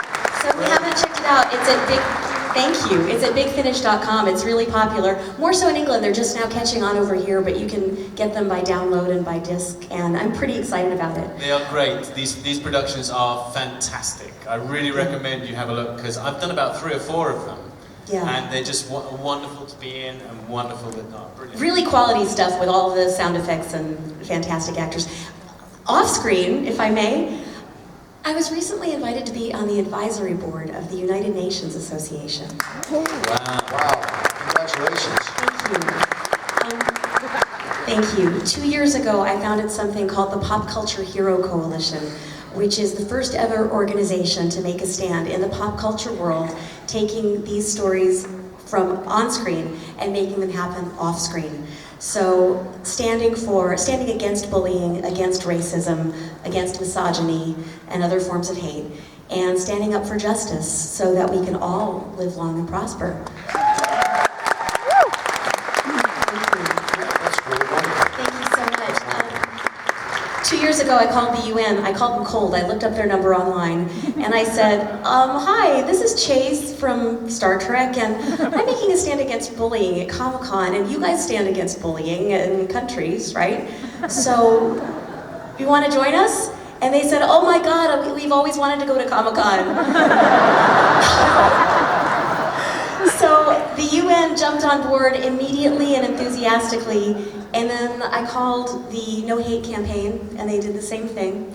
And the Anti-Defamation League was brought in by my partner, Carrie. I've partnered with 2 internationally renowned anti-bullying heroism experts. And so what we're doing is we're going to Comic-Cons and we're talking with people. We bring doctors of psychology who are really well-versed in these things. And we're going to start to send my partners, who are the experts, into communities and schools, and really make a stand for infinite diversity and infinite combinations. And we feel like, thank you. I feel like if we get a hold of these stories in pop culture settings, you know, with all this phenomenon, and you guys, the fan base, we can really create a better world, because everyone loves these stories. And why not be these stories? IRL, right? That's great. That's wonderful. Just to talk about Leeta for a couple of minutes, I tried to find the emotional center of the character and sort of what her real purpose is on DS9. And I feel that DS9 is such a hostile environment that it needs nurturing souls, people that bring love energy, a loving energy into that environment. And Leeta to me is a sense of affection and warmth and positive energy that lifts my spirit. And not only lifts my spirit, but her whole arc of falling in love with Ram and their relationship, and the kind of idea of Ram, the little guy who ends up with the beautiful, intelligent girl, is optimistic and hopeful for all of us kind of geek guys that, you know, would sort of love to end up like that. You know, I found that myself in my own life. So I just think it's a beautiful love story, and Leeta is a beautiful affirmation of the powerful feminine spirit, the spirit of love, affection, and support, and nurturing, which Deep Space Nine, as such a cold environment, needs a positive life force like that, and that's what Leeta represents to me. You're gonna make me cry, seriously, thank you. And what an amazing performance you did to bring that character to us. Thank you. I do feel like Leeta and Ram are a very Star Trek story, you know, standing up for the guy that's only pretty on the inside. and loving him for who he is. I mean, what could be more Star Trek than that? And the whole fun thing of, it's beautiful, the whole fun thing of being inside of the Quark's environment and the Dabo and all that is very Las Vegas-like.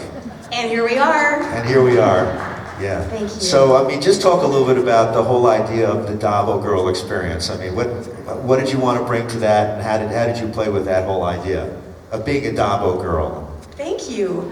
Well, I always loved Leeta from the very beginning, even before I auditioned and was working on the role, because I thought Bajoran being spiritual and Dabo girl being fun, I could relate to both somehow. And I thought, you know, what a lovely opportunity to show that things are not always what they seem, you know, that people are far deeper than who they look like they are on the outside. And to bring those messages of total love and acceptance, and not just tolerance, I hate that word, not just acceptance either, but cherishing of who somebody else is for who they are. You know, the runt brother, the guy that you never thought would be anything, now becoming the Grand Nagus. I love that story so much because we each have that part inside of us that wants to be seen and appreciated for who we are and that doubts we ever will be. And to be able to be the girl to help make that happen and bolster Rom's confidence. And you know, obviously it was the Nagus's choice to pass the baton, but just being there for Rom, and I love that story. I'm so grateful to have been Leeta. And you did it so well. Thank you so much. Thank you. And I'll just say real fast, I'm coming back to Star Trek Online. We did some a couple years ago, and now Mirror Leeta is back to Star Trek Online, so not to go on about it, but yeah, it's pretty exciting. I'm really excited. We love Star Trek Online, it's awesome. And that brings us to Mr. Casey Biggs. The voice of Casa Robles Wines. Yes. Yeah. The most interesting wine man in the world, right? That's right, you are indeed. So, that happened? Jesus Christ. So what's going on with you currently? What are you up to? Oh my goodness! Like Andy, I've been teaching at a master's program in New York City for the past oh my God, 8 years maybe, and I'm starting to unplug from that. My wife and I live in Central California wine country. She just came in. She's not been to one of these things since I can remember. Hi, honey. Where is she? But she's over there. She's hiding out there.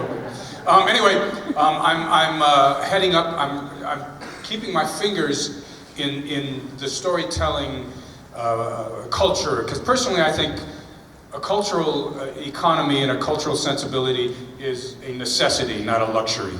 And it's so important for all of you and for all of us to remember that we are all storytellers. And it's our responsibility to hold a mirror up to nature. I mean, that's what Star Trek did so brilliantly. And what was so wonderful is that we were all aliens, and so we could talk about racism, we could talk about sexism, we could talk about that because there were a bunch of aliens talking about it. But the stories resonated. So I'm committing a great deal of time and efforts to building a big performing arts center up in the wine country up there. Oh, that's wonderful. It'll be a beautiful, wonderful thing, and probably take most of the rest of my life. How many seats? About 600 seats. 600 seats. We have a black box there too, or? I'll have a black box as well. Oh, that's wonderful. And that's wonderful, it'll Casey. be the jewel of Paso Robles, actually. Oh, that's wonderful. If anybody's been to Paso Robles. And then, yeah, right. And then work-wise, my managers and agents are so happy that I'm back on the West Coast, because most of the time I was spending it on the East Coast. And as Andy says, you know, the thing about it is, you get to be, not your age, darling, but our age. A little less on Sid's part, but the fire in your belly changes.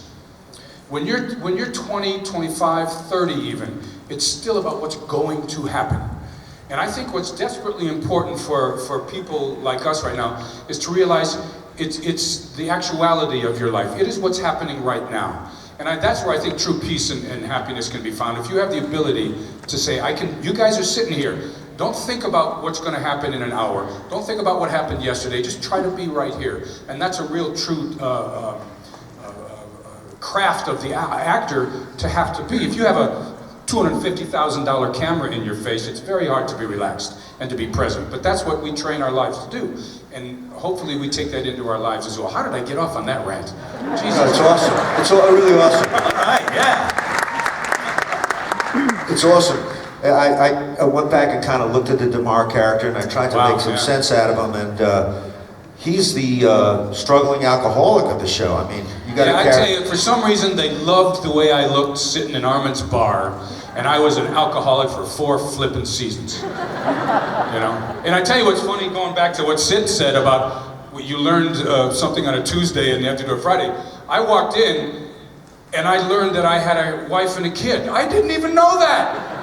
I was playing 3 seasons of you know, this sort of rakish guy to Dukat, and all of a sudden, that weasel Wayoon walks in and says, well, your wife and child has just been killed in the blood. I said, what? That's right. They turned it into the Scottish play.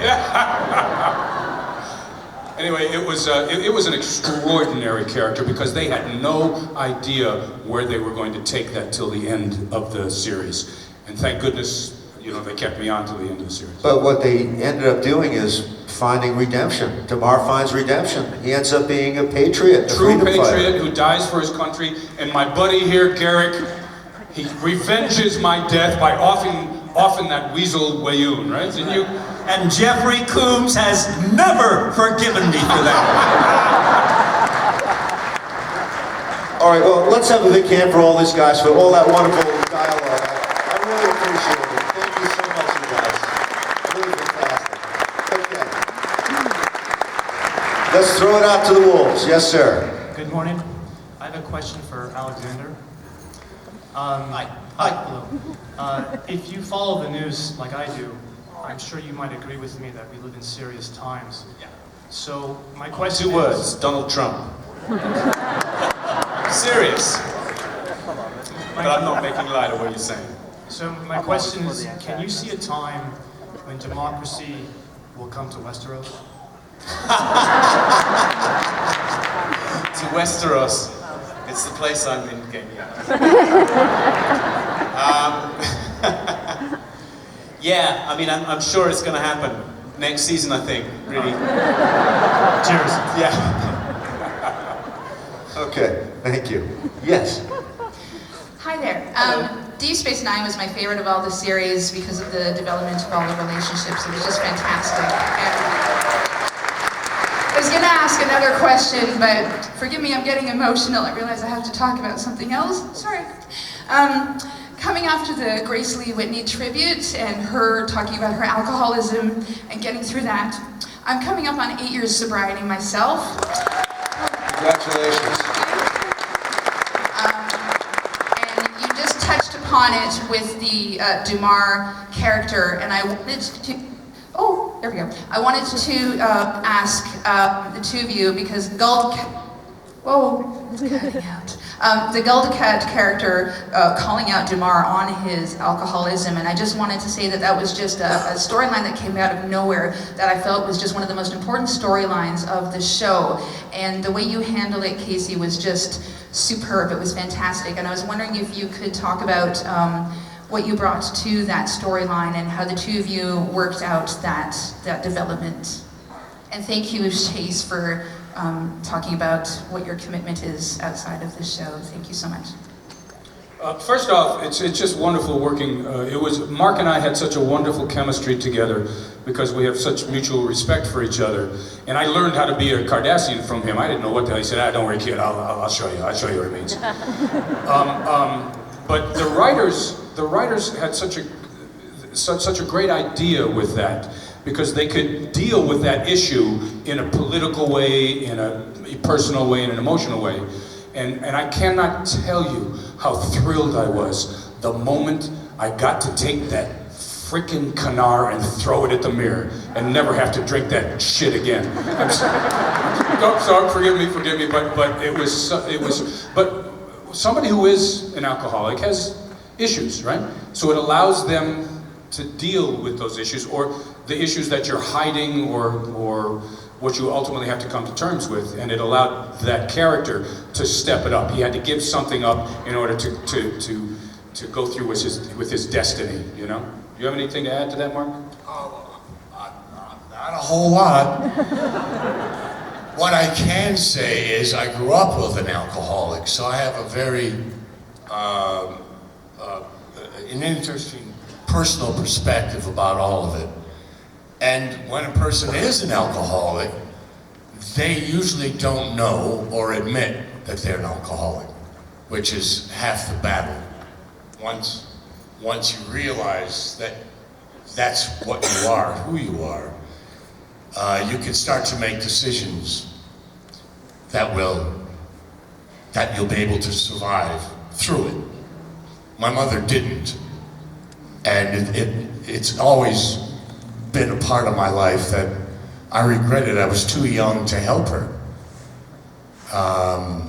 Now I have a few friends here and there who are having problems with alcoholism, and I have a perspective I can help them with. So that's really all I have to add to that. Good question. Great.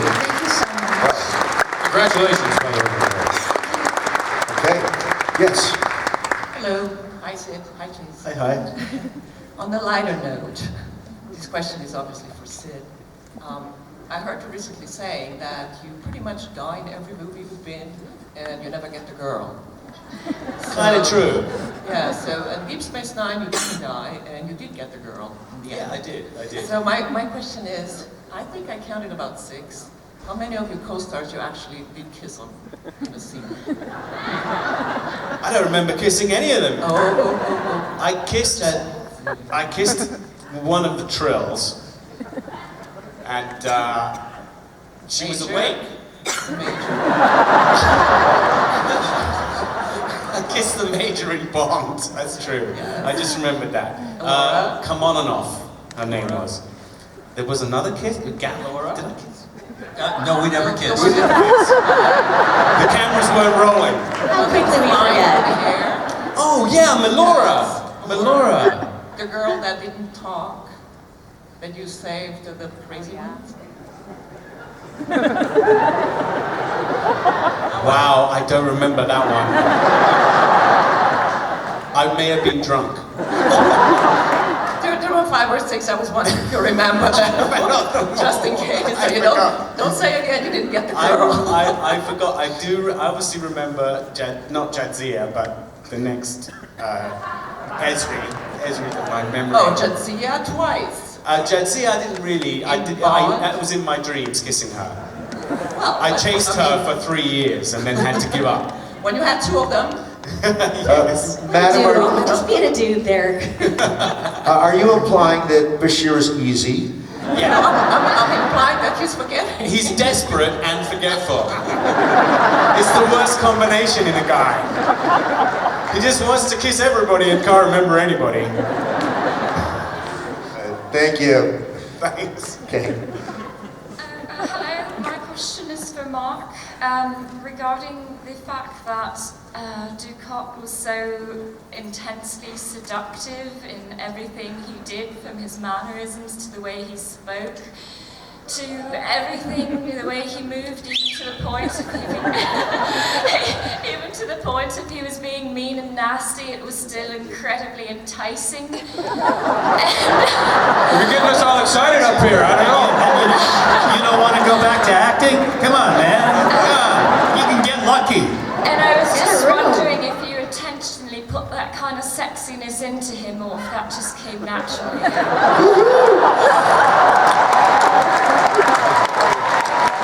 You lucky dog, you. Anything you say will be taken turning down. red.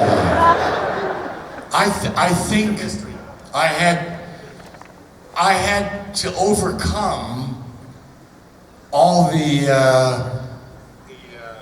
vitriol that this character supposedly carried with him. And like I said before, playing a one-dimensional character is not really interesting. And I'm a fighter. I've always been a fighter. My whole life I've been a fighter. In fact, I spent a good part of last year in jail in Los Angeles. But it was a good fight. It was David Goliath. It was a very sexy fight, Marc. No, it wasn't. No, it wasn't. But in my mind, I won my battle. Yes, you're on. So, I've never thought of myself the way you've just described. But he's going to start right now. Yeah. Right. You just made over his image. Yeah. My wife tells me things like that, and I've had a hard time accepting the fact that there is that aspect that people see, and I love it. It's not intentional. It's who I am. We all very modest, Mark. You're very modest. I just happen to be incredibly sexy. What we're really trying to say Get here her is, number for me. Mark, you're a sexy beast. Okay, here we go. Hi, on a more serious note, I have a fact check question for Mr. Siddig. Yeah. And yes, in regards to your uncle, Mr. Malcolm McDowell, who unfortunately hasn't had some very nice things to say about Star Trek, but nonetheless, one thing I read was that he was prepared to actually appear in a Deep Space Nine episode if you were directing the episode, but then it didn't work out because he wouldn't play an alien. The second thing I'd heard is that he actually tried to talk you out of doing Deep Space Nine before you actually signed on to do it. Well, I'm very happy you asked that question. There is absolutely no way he would have tried to talk me out of being an actor or any job. He wouldn't consider it being his business. So he didn't know I was doing Deep Space Nine until he saw it on TV. I mean, we don't talk about what we're doing. So that was the first. I think he's got some good things to say about Star Trek. He just really enjoyed killing Shatner. And some people didn't like that. So once he realized people didn't like the fact he got to kill Kirk, he really rubbed it in. And so he just lost control. So he would definitely have bad things to say about Star Trek. But it all stems from that scene of killing Captain Kirk. I can't remember the other fact here. Oh yeah, no, I can't remember the other one. He wanted to appear, but only if you were the director. No, he wouldn't. He would never have wanted to appear on Deep Space Nine. I don't think. I mean, playing in the Star Trek movie was plenty for him. And I don't think that. I think that's a rumor. Thank you very much. Thank you. Okay. My question is for Casey and Mark and Andy. I think that one of the things that has made Star Trek so enduring is the development of the wonderful alien cultures, the Klingons and the Vulcans and the Bajorans and everybody with religions and languages and traditions. And I always felt that the Cardassians, as primarily antagonists, didn't get the same treatment. They didn't get the same cultural development. And I was wondering if, as performers, you felt kind of cheated, you didn't have that to draw on, or if you felt that gave you actually more license to play with the character development. Well, you know, that is a good question. That's one of the reasons why as an actor, I mean, and many of us, you know, do the same thing. I create a backstory, and especially for an alien, I didn't know a Cardassian from a ham sandwich when I, started this thing.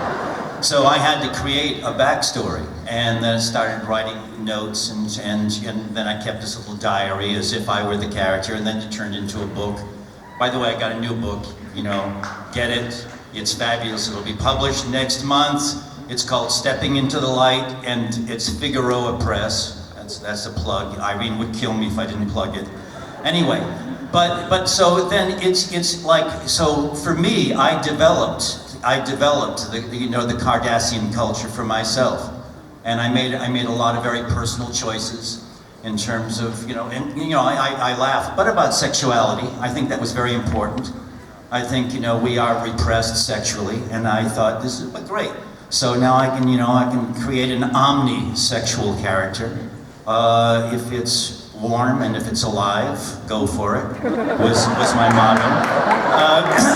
And so I think it's up to the actors, to take care of that business, myself.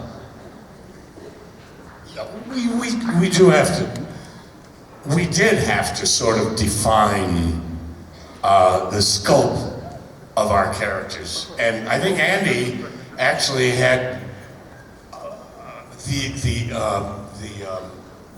ability to deal much more with the lighter side of his character and bring out his humor, or their humor, particularly his humor, and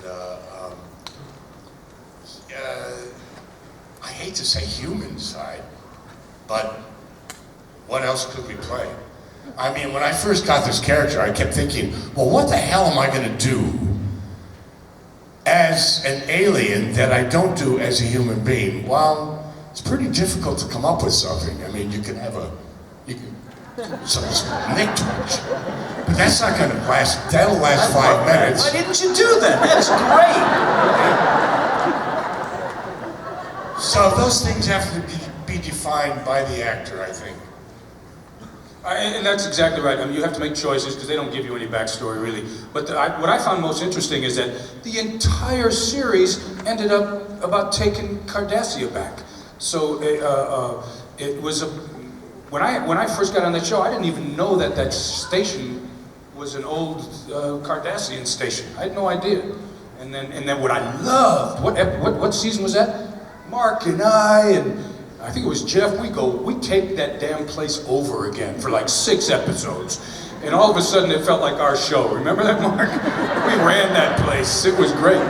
But in the end it was about being a patriot. It was about, and talk about humor. They finally let my character have some humor in there. When remember that episode where yet another Wayun walks into the door? And I look at him and he starts bitching about something. I said, you better be careful, I'll be talking to Wayun number 9. I really liked it when they sort of allowed that to happen. But that question is about, I mean, it's our job to make sure that we walk into a space or a stage or in front of a camera with an entire history. And the good actors, you can't play that history. You have to just own it. And you have to have the confidence and trust, which is a lot to do about acting in life in general, is that I'm interesting enough to be in front of this camera and I've made those decisions and this is who that character is. So that's sort of an answer to that question. Just like in real life, everything that you've ever done or been a part of is part of you now. That's the way you need to approach a role. All right, that was great. Yes, we have time for one more question. Perfect. I love all 5 of you. My question is for Chase Masterson. I've been a victim of bullying for a large portion of my life, and I want to thank you first off for all your work. Thank you. And I would just like to know how you decided to take up the anti-bullying campaign. I realize that it's probably the singular most major problem that we face as a society. Races bully other races, countries bully other countries, rich bully poor, and it all starts when we decide how to be as people, which is usually when we're very young. And I feel like if we can solve these problems in children and help adults who have had this happen heal, then we can make it a better world. And so I think I see the phenomenon in the pop culture world, in pop culture fandom, and I think that really if anybody is set to change the world, it's going to happen through you guys. Pop culture does change the world, and I think that if we harness those ideas and we teach and lead people to stand up for each other in the way that we want to be stood up for, we can really make it a better world, a different world, societally, starting with kids. I want to bring the coalition to Charleston. Who are the kids whose parents are burning black churches? What child had to sit there and be afraid to come out to his parents somewhere where being LGBT isn't seen as acceptable? Who are these people that are allowing other people to think this is okay to live this way? We need to get in there and say, I'm sorry you were bullied. It was never your fault. If you were bullied, it's not about you. It's always, always about the pain of the bully and their desire for power because they're feeling like they have none. So we want to just spread those messages and say, you are lovely, just as you are. It should not have happened to you.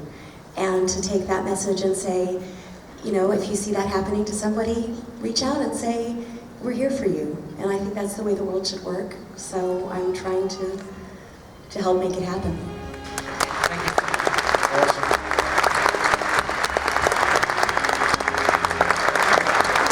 Well, it's been an amazing presentation, and it's wonderful visiting with you all again, and God be willing, we'll see you all again next year for the 50th, right? Thanks, Ed. All right, let's have a big hand for them, folks.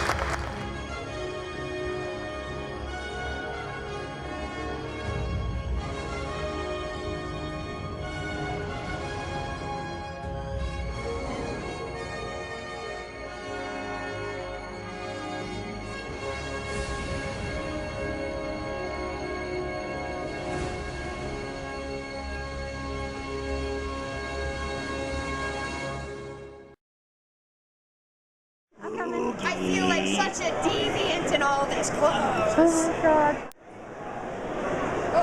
Hello!